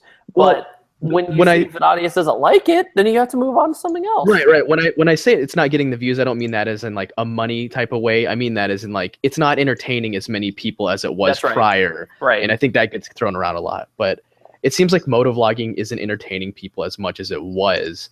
So I've moved away from it. My most popular series that I have right now on my channel is my build series, where I just completely destroy. You've been doing a really good job on that, by the way. Yeah, just completely destroy this old Harley, and appreciate that. You should come and see it in person. That you'll think. You know what? You'll think differently. What are you doing this week? I leave Thursday to go down to Brunswick for. Okay, hold on. What's today? Tuesday. So, and then tomorrow I got a ride. So how about when I get back, we'll do something. Perfect. Yeah, we'll do something. You guys can come down to Tampa anytime you guys want. Hey, I'll be closer to you than I would be him. Hey James, I have a guest room if you remember, right? Oh, I'm quite aware. I was there. Like last month? Yeah. David, please don't hate Monte Carlos. I don't. I just released a vlog about my dad having a Monte Carlo. That's when I started talking about the crowd. Oh, Trevor for the crowd Vic just texted me. I'm not ignoring you, Trevor. I'm acknowledging your existence. Real quick on the Camaro, because we talked about that earlier. We had I think it was an 87 or an 88 IROC Z. It might have been an 89, like an old school IROC Z that had like a 350 throttle body injection motor. Oh wow! Which throttle body injection, I'm sure you guys are well aware of, is the worst. It's horrible. Most people just rip them off and put carburetors on them at that point. But it had it had a throttle body injection, and we bought it for $600 down in Florida, I think in almost Miami. Oh wow! And I had a broken foot at the time because I had just wrecked my bike. So me and my friend go down to Miami to buy this $600 Camaro, because the idea was that we were going to flip it. We get it home, not 10 minutes after getting it home, it starts knocking like really bad. It's got really bad rod knock. Oh man. We just drove it like, I think it was 300 something miles, maybe more, just to have it get home and start knocking. We're like, what the hell? I'm sorry to hear that. It was like primer camo green. It was just ragged. I know I have a video of it. It's one of the coolest sounding V8s though. I've never met another V8 that sounds the way that car sounded. It just had like this. Yeah. It sounded broken, but it had a really cool broken sound. Speaking of broken, James, I don't mean this in a negative way. Somebody asked a really good comment. Here we go. How do you get over broken car depression? To be like, my best answer is have another car that you can play with. Hence why the S15. When Jasmine was busted a couple years ago, whenever I needed my car fixed, I had the S15 to get you around. However, recently, because a lot of the other cars were down, having a girlfriend with a 400 horsepower Evo 10, that helps. Also, just having your all your buddies that you normally hang out with, all your car guy friends. Just being around cars is what helps.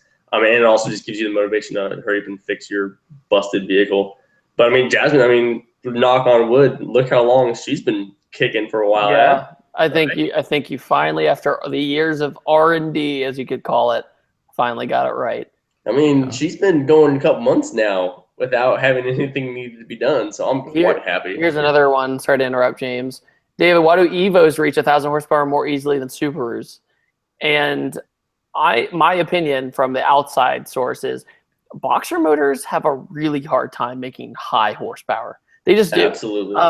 We see that in the Porsches too.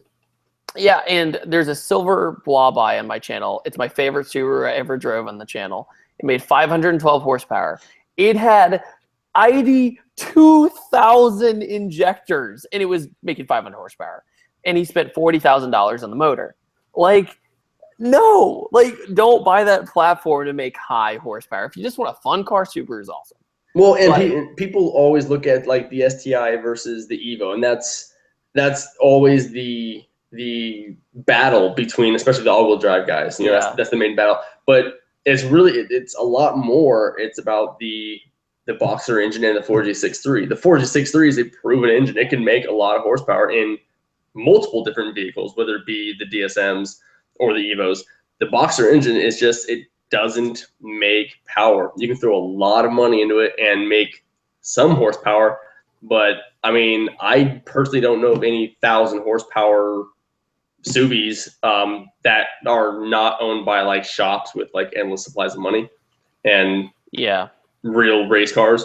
But you just don't see them that often. Everyone thinks that because I have an Evo, I don't like STIs or I don't like Subis, and that's actually not true. Like, I love the blob eyes.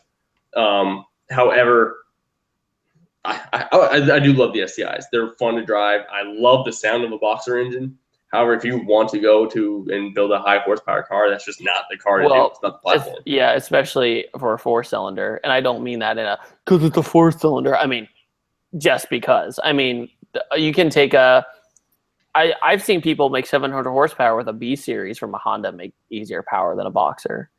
But you know, they can rev so high.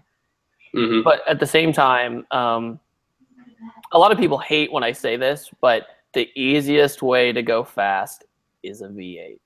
It's the easiest way. Yeah, it is. No matter what you do.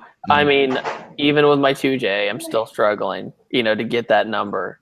And I seem to recall a supercharged VRZ making some pretty decent numbers. Not really. When you have a fully built motor and you're only making 400, like on E85, no, not this. Yeah, well, I mean, when you're talking about V8s, like if you're talking about from a 4-cylinder making 1,000 horsepower, that's 250 horsepower per cylinder. Which all we're that talking about exactly. That pressure. That's insane. But to have a V8 doing it, that's 125 horsepower per cylinder. 125 horsepower per cylinder in a 4G63 or an Evo, it's a 600 horsepower car, and you see those all day long. So if you really put it into that kind of comparison, I mean. No, I'm not shooting shots at TJ. I mean BRZs as a platform in general. I'm saying, like, you're going to pay 4 times as much money to get 400 horsepower. My Mustang, not to be that guy, dynoed at 390. Like, it was already almost there, and I could put 87 pump gas in it if I really had to. I'm saying, like, if horsepower is what you're trying to do, like a Coyote or an LS, like, it's amazing. Like, James, my car now, it has 7 pounds. It makes 630. Yeah, well, David, you and I, when I was just up there visiting you and I talked about the BRZs and the FRSs, how we love the cars. The only downfall is that they just don't make power.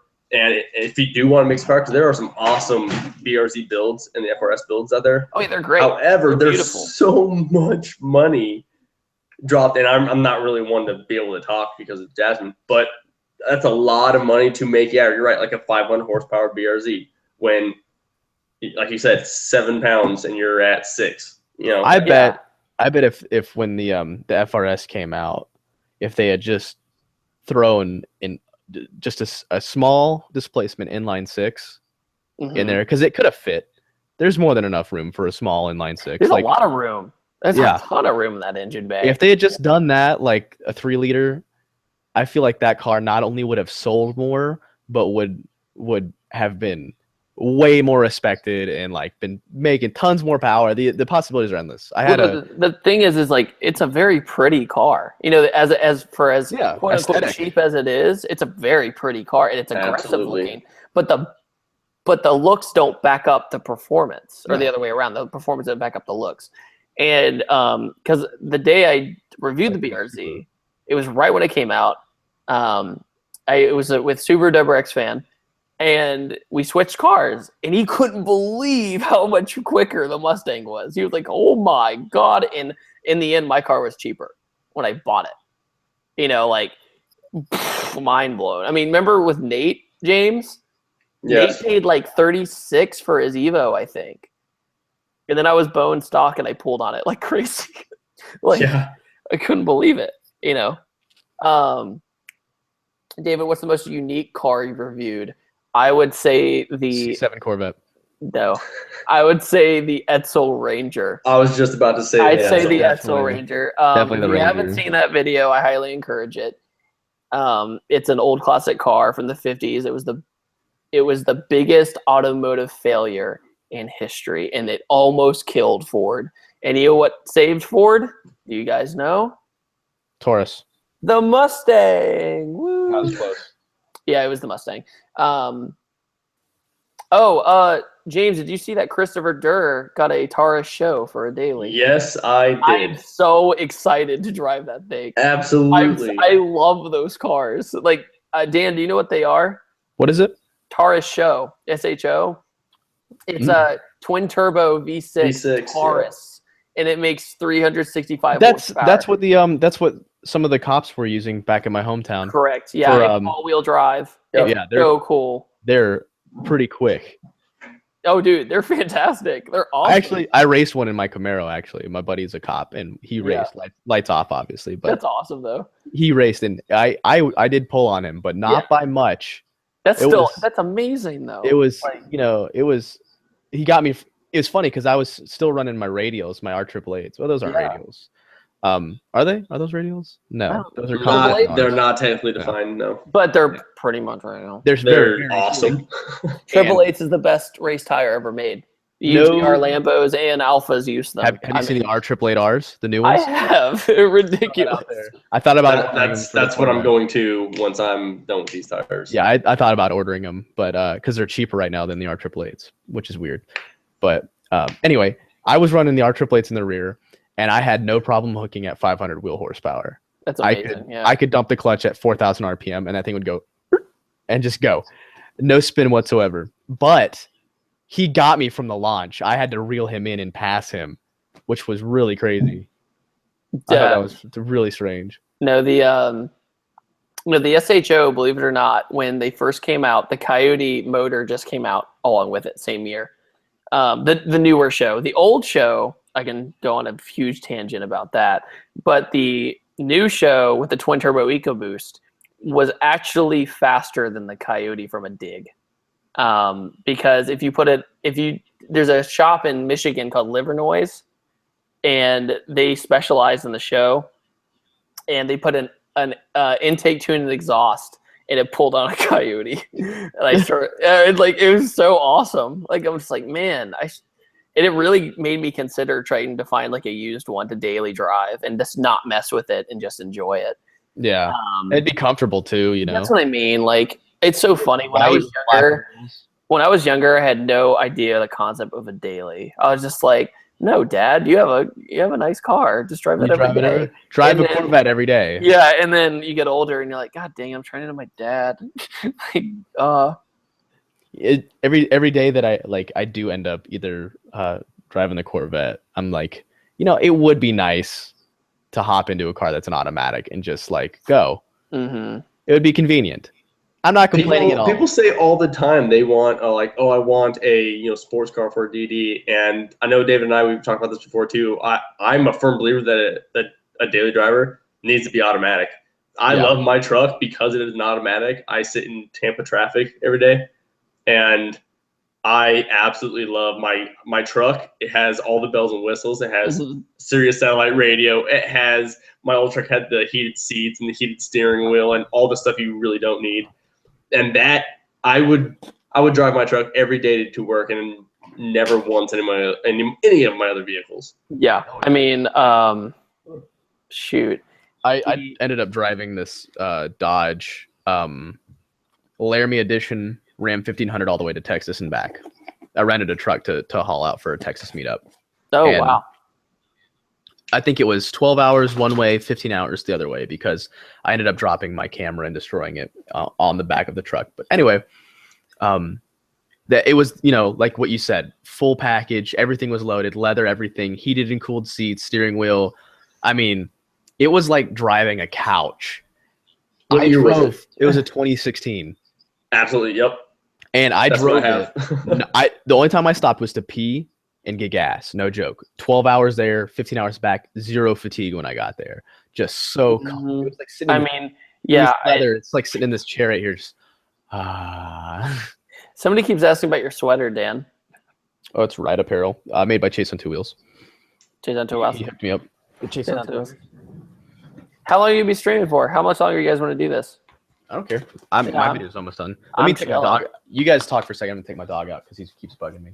Okay. So. Yeah, James, didn't you ride against Sean's truck, the EcoBoost? Yeah, sure did. That's back when I had my.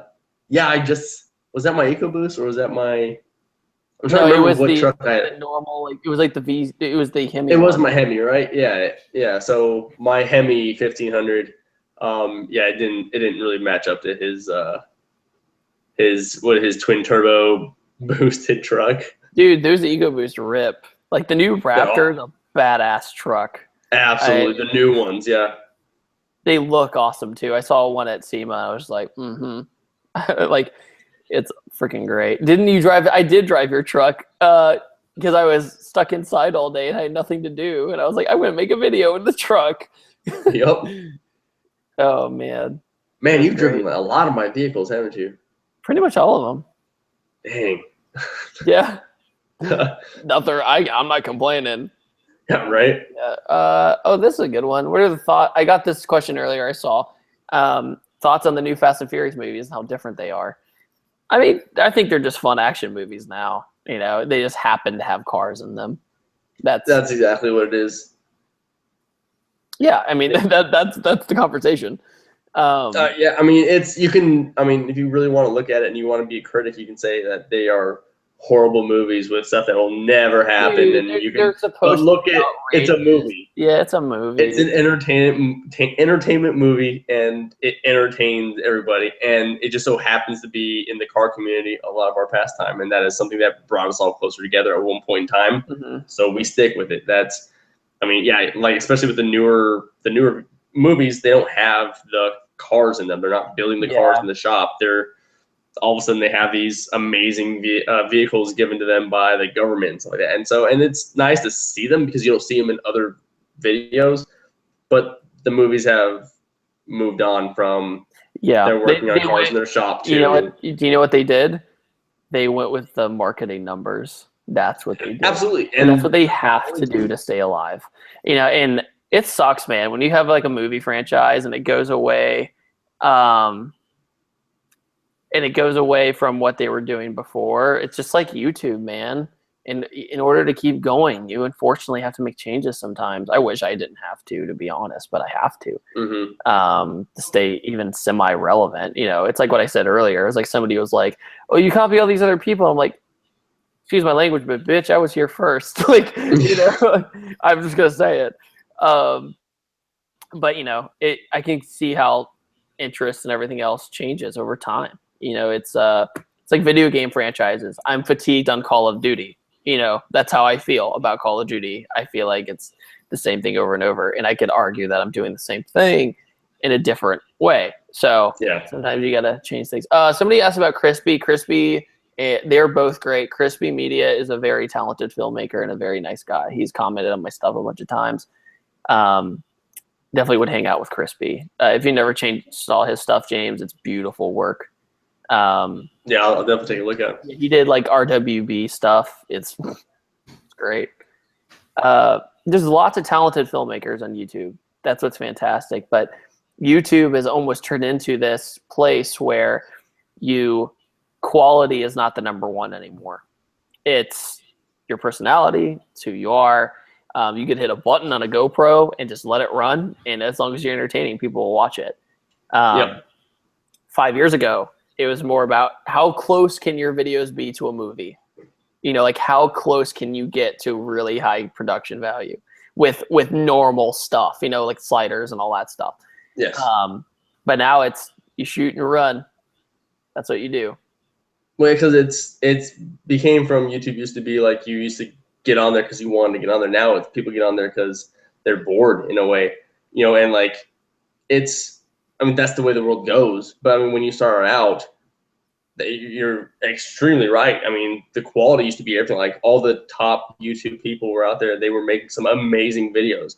Now, if you look at some of these top people, it's because they talk about some things that everyone has opinions on, and they make it funny in some way or another. They have their niche, and then people watch them. Right. Yeah. We're trying to make only movie. Yeah, definitely. And YouTube is, you know, right now, I rarely watch cable, like hardly ever. I watch mostly YouTube and Netflix and Amazon Prime now. And that's really it. You know, I knew the reason because a lot of people don't know, I went to film school. I went to film school to work in Hollywood. And when I realized that the studio system was probably going to be in trouble in 10 years, you know, with cable and TV and everything else, I was like, streaming is definitely the future. Maybe later in life, I could do something like Netflix or Hulu. But as of right now, I should do streaming, like streaming video, not live streaming all the time. But you know what I'm saying? Yeah, absolutely. So somebody asked, do you have a certain formula for your Import Alliance videos? This goes with any car meet video. James has seen this.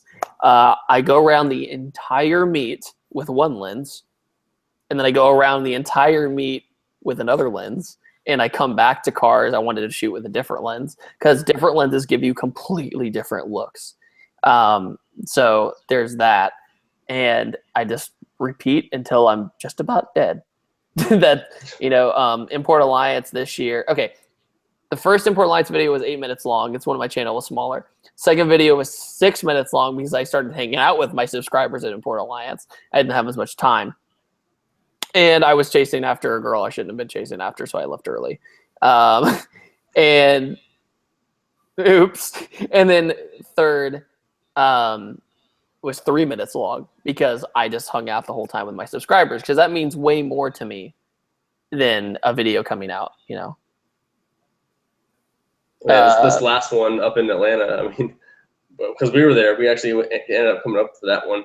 And anytime we ended up like trying to find you, we're like, all right, well, where's that crowd of people? Oh, no, there it is. David's probably over there. Would it make me seem like a jerk? No, well, no, it wasn't, because like that's the great thing about you. That I mean, not a lot of people see you unless they actually meet you in a meet. The whole time. I was there the entire time. You're the guy that's laughing and talking with the people. You like it so much. You're not one of those people that's like, oh no, let me do what I do. No, it's people like that's why people like follow you around and meet stuff like this, because you talk to them, you engage them, you talk about stuff they like talking about. You. It's almost like a family in a way. And hold on. Gears and Gasoline had me in their Import. Yeah, I just read that. I was not aware. Somebody asked, what was it? Excuse me. Oh yeah, about the Mustang Week thing. Yeah, I was at the TMI booth the entire time, hanging out with people. I did 3 car reviews there. That's where I did the offensive Mustang review, like the rainbow one, all that kind of stuff. It was a good time. Oh man, what's everyone's dream car? What? Yeah, James, if you had to choose 3 cars, what would it be? That's a good question. Okay, so, and I am not saying this just because of where I'm at right now, but literally my dream cars since I was little. I mean, I've always loved Lamborghinis, but they've never been like my dream. My dream car since I was little was an Evo 8, an S15, and a Mark IV Supra.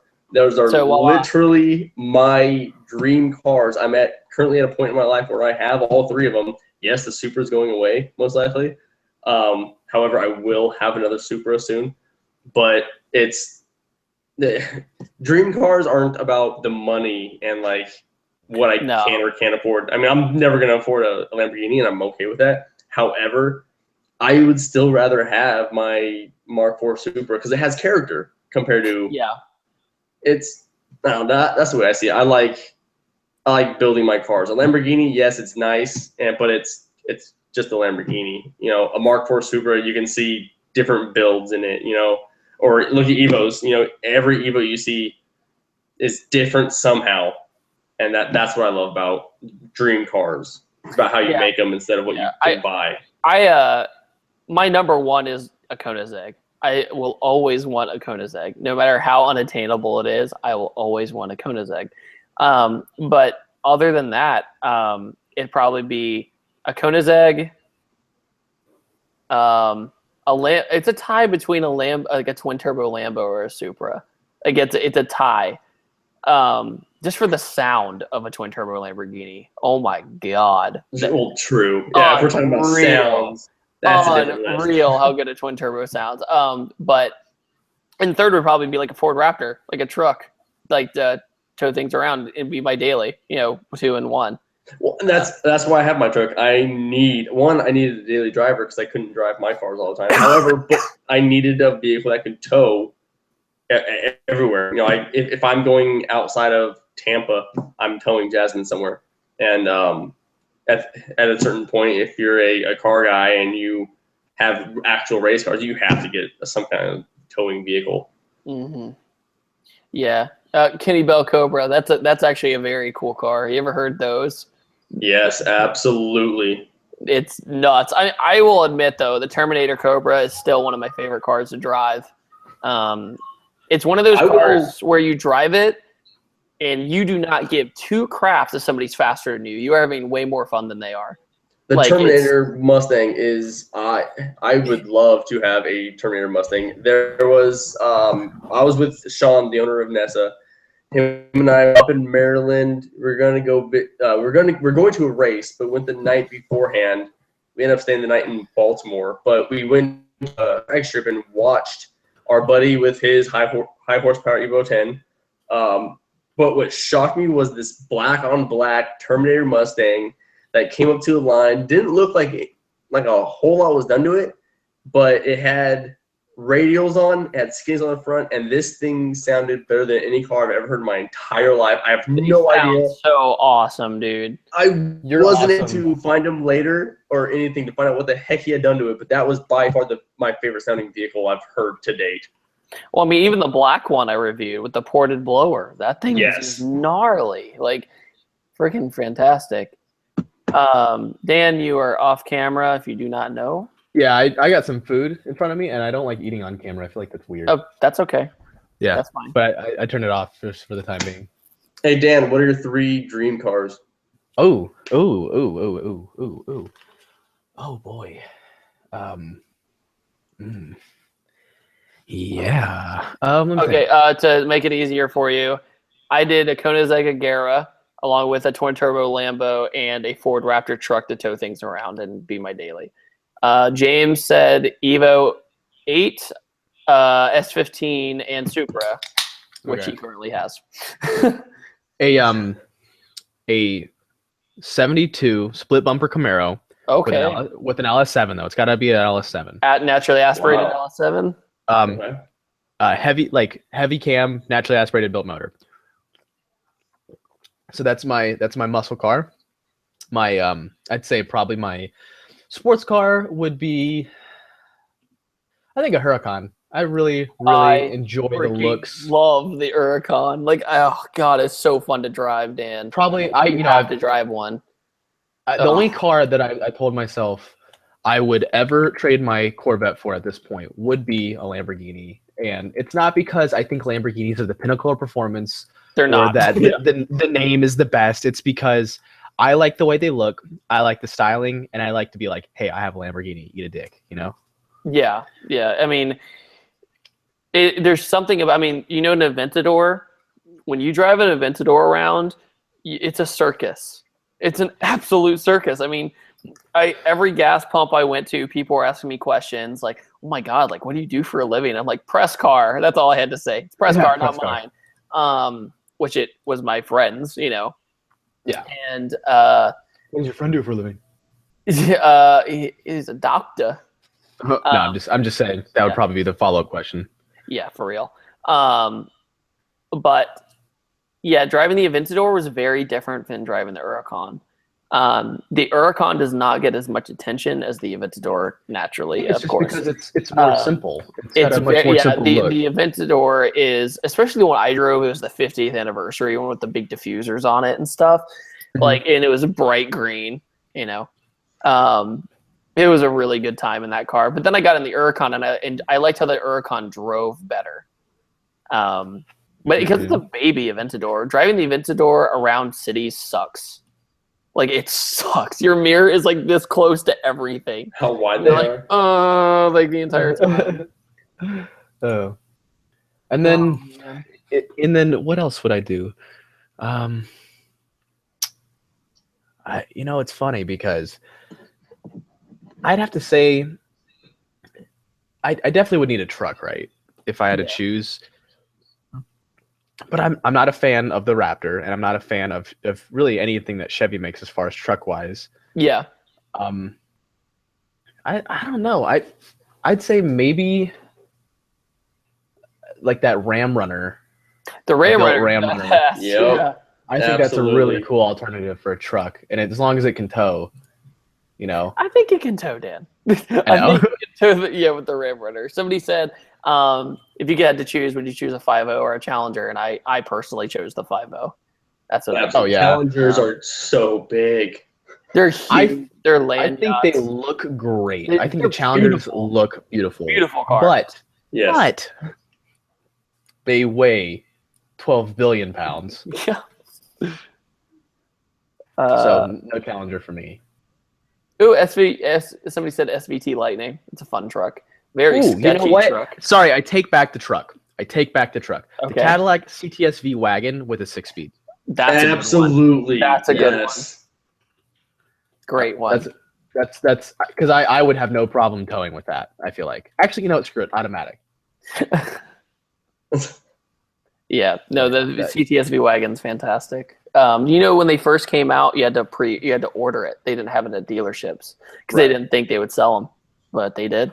I'm so upset that they're no longer selling them. No, they're gone. They only had them for what, 2 years? I just gave myself a hug to try and get in there. So 2012 to 2014, so I think 2 years. That's disappointing. They're super expensive right now too, because everyone they claim that 2014 was their last year, and I'm like, but why? Well, why though? I mean, it's the Focus RS effect. It's a limited production. The car retails at 32, but they're charging 40 plus for it. I would love to daily drive a Focus RS. That's an exception when it comes to a stick car for a daily. So badass, dude. Have you been in one yet? I have not. I've been in a Focus.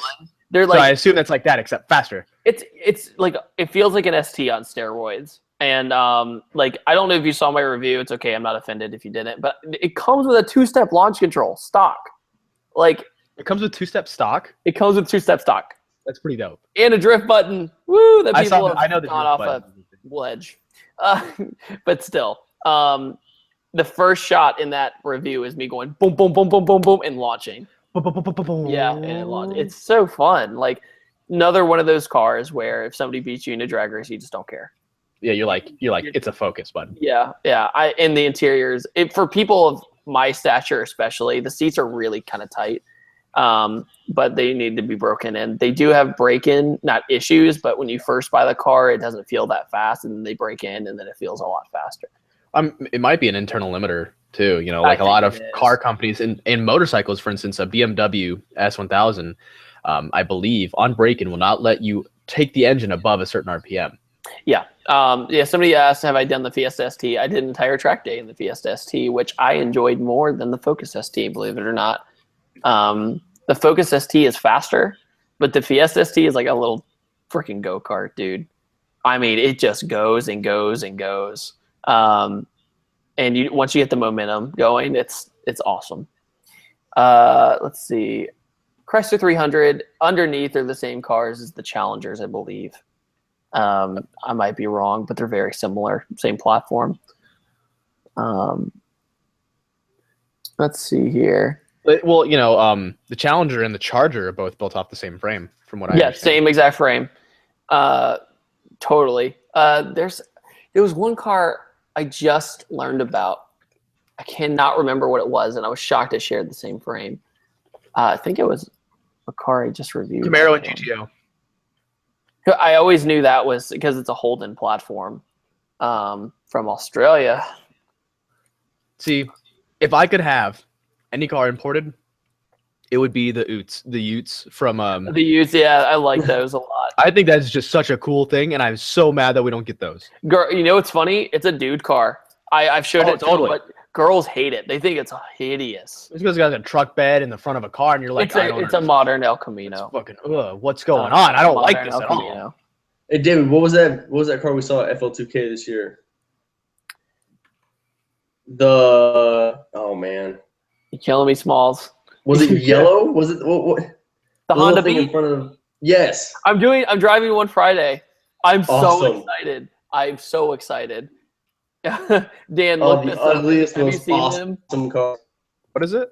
A Honda Beat. It's a mid-engined Honda. Oh, Yeah. it's what I think it is. Oh yeah. I remember seeing these and going, dude, that's totally a Del Sol. I know, right? I can't wait to drive it.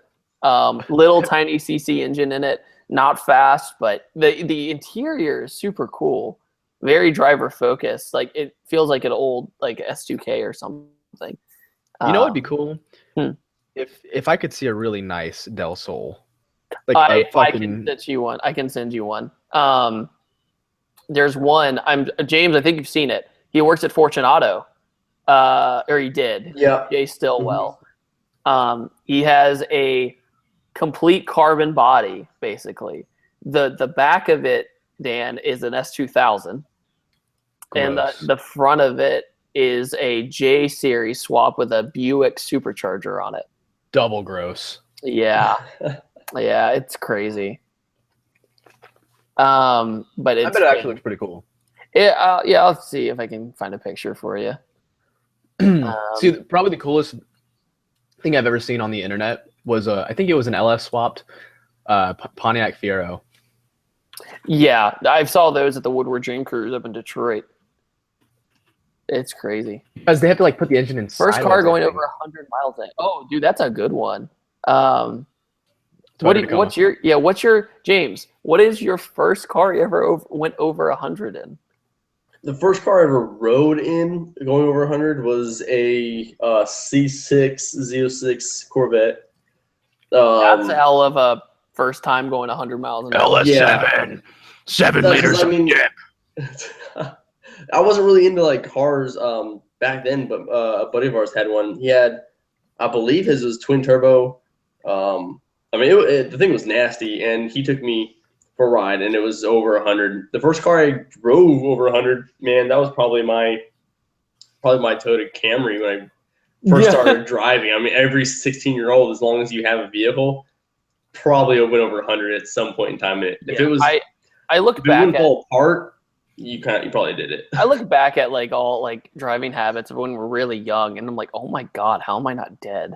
You know, like so many things. Like I should have been caught doing donuts half the time, like in my first car, but I never was. I was very, very lucky.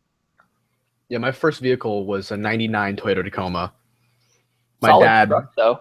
gave it to me because he bought himself a 350Z. Like that was his excuse. He was like, "Yeah, we'll give him the truck," and then bought himself a little sports car. And then when that happened, there's a couple times where I'd driven over 100. It was like 102, and then it was that, that's all it had for a 3.6 liter. Or actually, it was a 3.2 liter. I'm sorry. But there was this road that I lived right down the road from in Fayetteville, Georgia, called Hilo Road, because the road would go up and down. It had these big hills. And if you got enough speed going down the second hill on Hilo Road, you could get airborne. And this is I remember my buddy doing it in his Bronco all the time. He'd be like, and then land. And I was like, I'm going to show you. So I got in my little light ass long bed, single cab Tacoma, and I book it down this road. And for whatever reason, I don't understand it, but physics are weird when you jump vehicles. So I go over this hill, and it's just like, and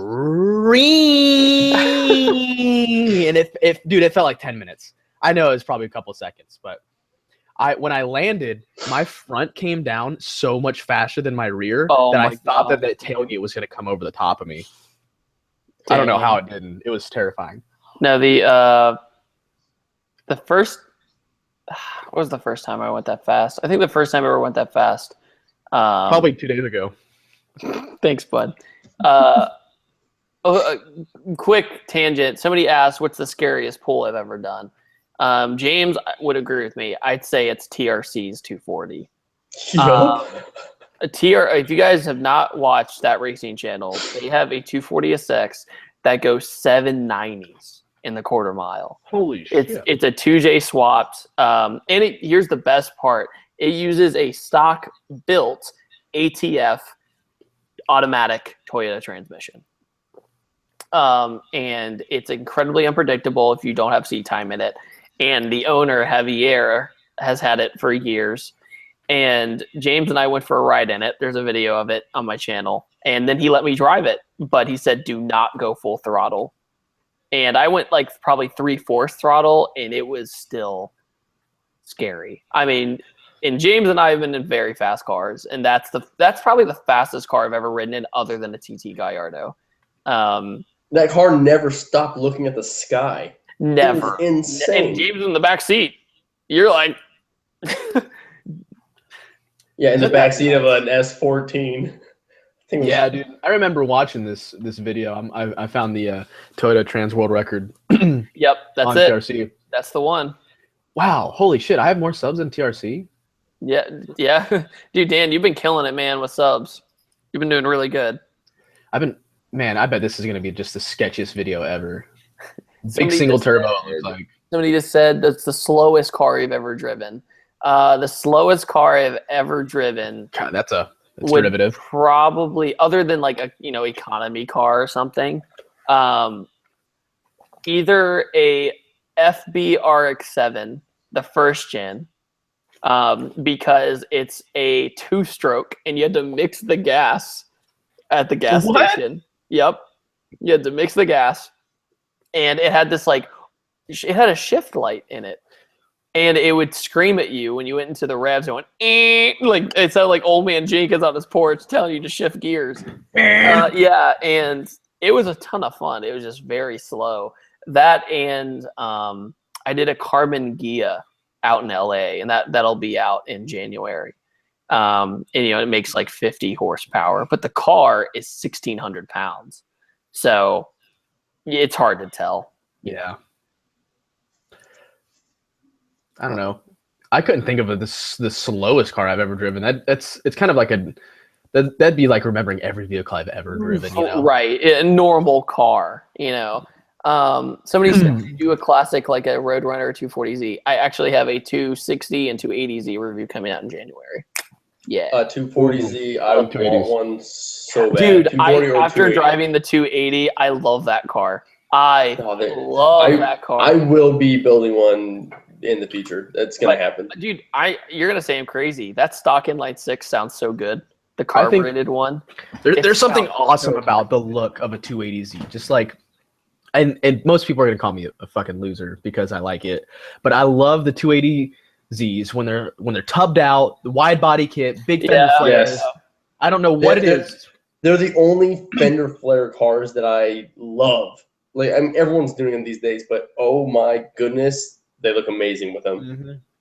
Mm-hmm. Somebody asked, "What's the crappiest car you've ever driven?" Any of the beater cars I did the beater car challenge in.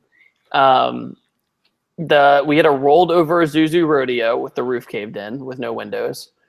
Then we had a doorless limo, and then we had a Cadillac we chopped the roof off of and made it a convertible. and all three were terrible. I drove the limo from Orlando to Miami, and it was the most miserable driving experience of my life. It was 40 degrees outside, and the wind came into the cabin, then would hit the rear windshield and parachute you back, so the car wouldn't move, so it would draft. Yeah, Dan, if you haven't seen those videos, I highly recommend them. We jumped them, we beat the snot out of them, we gave people rides in Miami. Like it was a funny time. I parallel parked the limo, and then a Bentley, not scripted or anything, a Bentley parked right in front of me, so I couldn't get out. That sounds just like a Bentley. Yeah. That's I love how these car dudes act like they know so much about cars. We don't act like we know what. We're just talking cars like anybody. Yeah, it's not like I have a car page directly dedicated for my YouTube channel or anything, but thanks, Dan. I think that anybody with half a second on the internet could go to your channel and be like, obviously this guy knows what he's talking about. No, I take that as a compliment. It's just a different mindset. Like Farah put it a very different way. It was like, everybody has their niche in the car scene. I'm the guy who sits around and reads facts all day. That's what I do. And then you have the people who are very mechanically inclined, and I worship those people. I mean, Trevor from Motion Auto TV, he's building an entire Supra by himself that was totaled, like basically totaled, and that's amazing. I'm not in Virginia right now. I'm in Georgia again. I was in Virginia for 3 days visiting family. I think the worst vehicle I've ever driven had to be a CJ5 Jeep that was lifted on like probably 40-inch tires, something ridiculously massive. The transmission had been replaced twice in it, both cast iron transmissions. Oh no. And it had a V8 in it. I don't know what V8. I don't know if it came like that stock, if it was swapped or what. But it had a 4-speed manual transmission. But as far as I'm concerned, it only had first gear. And the windshield was broken out. There was no doors. And I was helping my buddy, put the new transmission in, and we drove it around a little bit, and just the worst vehicle ever. I think the is it called the throwout bearing in the transmission? Yeah. I think that went out in it while we were driving it, and we were just going to push it home because we're only about 1.5 miles from the house, whatever. But my friend Riley, his girlfriend, came and picked us up in his Ford F-150, and we towed it home using nothing but a dog leash. And it wasn't like a full-size dog leash. It was made for like Chihuahuas. I got a video of that on my Instagram, and it's just the most coolest thing ever because the thing didn't roll straight. Have you ever seen a lifted truck where the rear is like slightly to the left or to the right, and it crab walks? That's how the whole Jeep was, dude. Such a piece of shit. That's funny. Yeah. Back in high school, we had a CJ5, and it had a roll cage on it, and it had a big metal bumper on the front of it. And literally, we would only take it like it wasn't street legal whatsoever. And you're right. Like I think the first gear is really the only gear that we ever really used. But we just decided to see like if we rolled it, we would go purposely roll it, push it back over, it would start right back up, and then we would try to just like drive through trees, and we'd start with the really thin ones, and then just progressively get thicker and thicker and thicker trees until you just couldn't get through them anymore.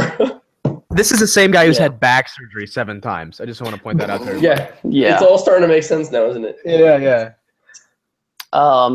A lot of people are asking what our worst car crashes are. I actually have been very fortunate not to be in any serious accidents. Have you guys been in anything? When I was 15, I had my learner's permit. I was driving my dad's S13, and we were headed up to our vacation spot up in Idaho. And I had a sleeping disorder that we didn't know about at the time. And I ended up falling asleep because he made me drive on cruise control. Our radio was broken, so he made me drive while he had our toolbox in the back seat opened up, and he was fixing the radio. And ended up pretty much falling asleep, ended up waking up. There's a cliff on the right-hand side. So I jerked the steering wheel left, went through oncoming vehicles, hit the other side, flipped lengthwise twice, and then landed and then rolled 3 times, landed upside down and slid a couple yards.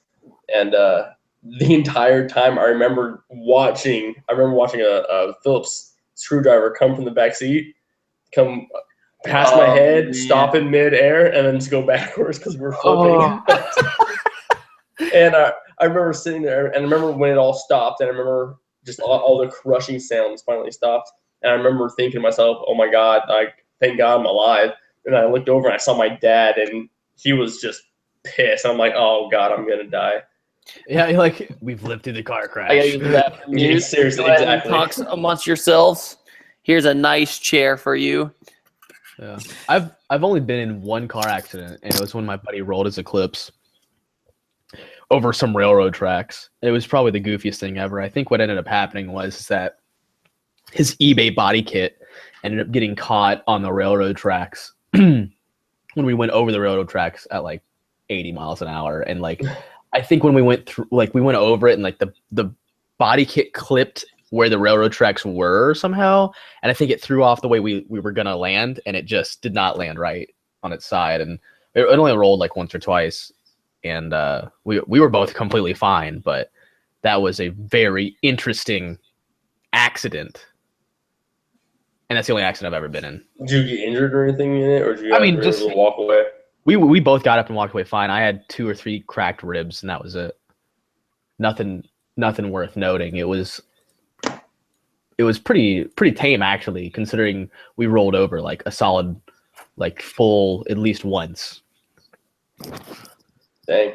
Yeah, I ended up rolling my '89 Toyota Camry when I was also in my teens. Ended up rolling it, and I had the window down. And the way we rolled so slow that my arm was out the window. And I remember thinking either like I can either pull in my arm, but then like the way my arm was supporting my body so that my body would move closer to the window.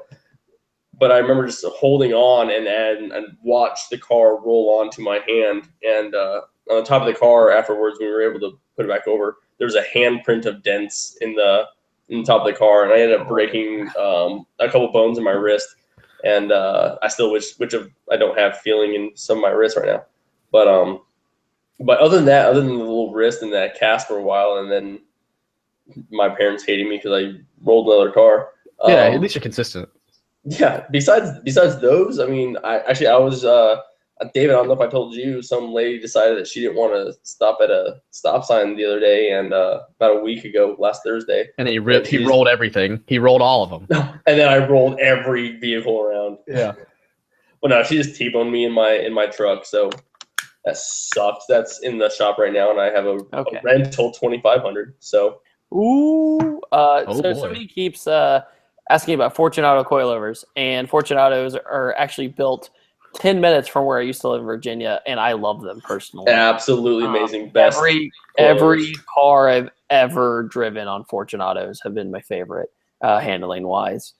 BC is almost there. To me, they're almost pretty much equals. But Fortune, since they're my hometown, I kind of have to love them a little bit more, you know. But I'll put Fortunes in all my vehicles, but BCs are definitely like kind of like the next. They're good. My 240 has Fortunatos, and they handle like a freaking dream. And they're not too bumpy. So that's good. So somebody keeps asking me, Dan, if I should review your Corvette, but is your Corvette just is it a base C7 or is there? It's a Z51, but I mean, basically, it's exactly like every C7 that's a C7. Well, you know, I could show up one day. We can just have like a fun video in there. Well, I mean, by all means, I would love to do more videos with you, but how about we wait till I get it supercharged before you even bother? No. Yeah, no, that's totally fine. Yeah, because that way you'll actually have fun. You'll be like, oh, this is so slow. Is this what Corvettes are all about? Let me just go drive my 5.0. When did they say it was so slow? I loved the C7 I reviewed last year. It was great. It's a nice car, you know. I love having shift like this, like we said earlier. It's freaking great. Okay, I think we're gonna wrap up at 9:45 because James has to get up early tomorrow. Some of us have a day job that we got to get to. Yeah, thanks. Okay. But yeah, we're gonna take a few more questions. You know, I'll let Dan pick a few. Oh God, I have to open up the chat again. Oh dear. Oh gosh. Someone says they owe me a taco. That's cool. Taco. Let's see.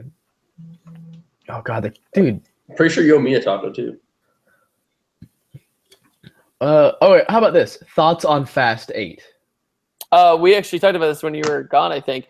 Our general nutshell explanation was the movies aren't so much about the cars anymore. They're more just like fun action movies that happen to have cars. Yeah, exactly. So I personally am, because I feel like, you're part of a family when you watch it, because it's followed the same family for so long that obviously you kind of have this this love for it. And I feel like the Fast series is one of those series that they could probably just continue to pump out content. yeah, they can. I'm gonna go see them. Of course. How about this though? Which obviously most people say the first one's their favorite. Is the first one your favorite? No. What's your favorite one? Tokyo Drift is probably my Really? favorite. That's a interesting choice for a lot of people. James, what about you? Damn. I would honestly say Tokyo Drift as well. Mainly because it had a sweet drifting Evo. Yeah, right. Yeah, science, by the way. Science, right. I would say the first one for what it did to get it started. Yep. But I love Fast 5. I think the heist scene is one of the best car chase scenes ever filmed. Because, with the vaults and the chargers. That was a very intricate scene because they actually did a lot of that. They did it. They physically did most of it.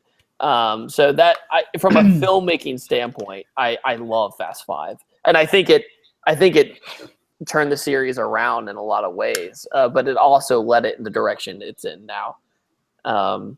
So I really like Fast 5 a lot.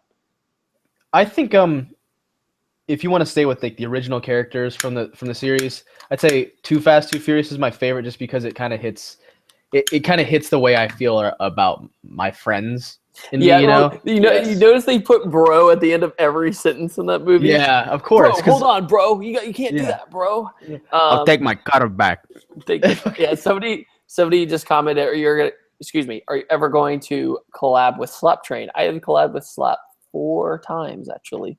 He's a pretty cool guy, isn't he? Super nice guy. Yeah.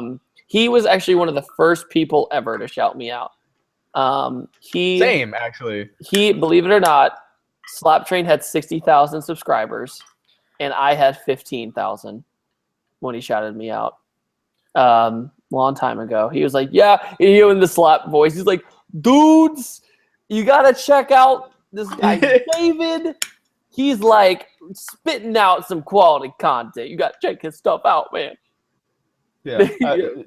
He's all about that life. What's going on, everybody? What's going on, guys? It's your boy Slap Train. It's your boy Slap Train. But no, whenever I play Xbox with Slap, it's always a good time. Always a freaking good time. I wish more people would play PC. You know what, man? It's just the availability of the console. I have nothing against PCs. I played PC when I was younger. I was super into, believe it or not, I was super into the Jedi Outcast games. Like Jedi Outcast, Jedi Academy. Okay. I was in clans and everything in those things. Wow, I didn't see that. I figured you were a WoW nerd, or maybe even worse. I never got hooked onto WoW because I saw what it did to some of my friends. Good man. I've seen a lot of men lose their lives over WoW. Well, one of my friends, he had like a medical degree and everything, and now he's just a hermit who plays WoW. Like, it's sad. But no, I played a ton of Jedi Outcast and Jedi Academy, and then I played Counter-Strike, Source, CS Source, 1.6 as well. But shoot, what else did I play? I played quite a few games on PC, and I was hooked. I feel like there's something about logging onto a PC and getting on a game. Like, it's super addicting, especially with how available it is with Steam. It's like... Yeah, Steam makes it stupid. Steam was so weird at first. Do you remember how confusing that was? Like, I actually didn't even have Steam. I had Star Steam because I didn't feel like. Okay, so yeah, James, if you know what that is. Yeah, James, I don't know if you know what that was. It was so I would buy, say, CS:GO and Half-Life 2 in a box, right? And it came with 6 CDs, and I had to install every single one. And guess what most of those CDs were? Installing this thing called Steam. And I had no idea. So I'm actually gonna wonder because I have this gaming thing called Steam because my sister and I, us being so far apart geographically, she likes to play these games and she keeps making me jump on and we FaceTime while we play these games on our computers, and it's a blast. But I do have something called Steam on my computer. Well, Steam is where, if you're at a PC, is where you get all your games now, really. I didn't know it was such a big thing. It's huge. It's like the biggest the PC marketplace in the world for gaming. There's the company that runs it's called Valve. They did Half-Life 2, Team Fortress 2. Yeah. A ton of big PC games. They also do Counter-Strike. That's right. I forgot they did. Yeah, because Counter-Strike was a Half-Life mod, if I remember right. And Originally, I want to say it was. Yeah. Did you know? Hey. So you do fun facts about cars. Here's a fun fact about guns. The Desert Eagle 50 cal pistol was not a real gun up until it aired in video games. I think it was either Counter-Strike or Lara Croft Tomb Raider. Because they had it in where the they first appeared Matrix first. movies. The agents carried them. Right. But they were not real firearms until like a game developer made it as like a thing, like a gun in the game. Really? And then this company out in Israel I knew Magnum they were Research. Israeli. Magnum, right? Just Yeah. Magnum something. Magnum yeah. Research. Yeah. They came out with the Desert Eagle 50 from the game. They took the exact plans from the game, scaled it, and made it. And they even made a custom round for it. There's no other gun that shoots it. It's called the 50 Action Express. Have you seen the video of me shooting it and the shell ejects and hits me in the face? I have not. But I have one. I don't know if you know that. I have the chrome one, the stereotype one, right? No, it's not the chrome one. It's stainless steel, but it looks chrome. Okay, my bad. Yeah, same thing. But no, the 50 is, dude, that thing could take down a bear. Like it hurts. Years ago when I shot it, it stung really bad. But I was little. I had little tiny hands, and I jammed it half the time because it would go this way or it'd go this way, or it still does that. That hasn't changed. The gun is not exactly reliable. It's like a rifle compacted into a pistol. Yeah. Yeah, James, I'm sure you fired one. Yeah, I fired a couple firearms in my day. Yeah. Get on that Taliban. You know, them Taliban. Them goddamn Taliban. Oh, man. I was shooting terrorists. Yeah, goddamn terrorists coming over here. No joke, AK-47s are the most fun weapons to shoot. They're so freaking accurate, and they never have any issues. Never anything. Yeah.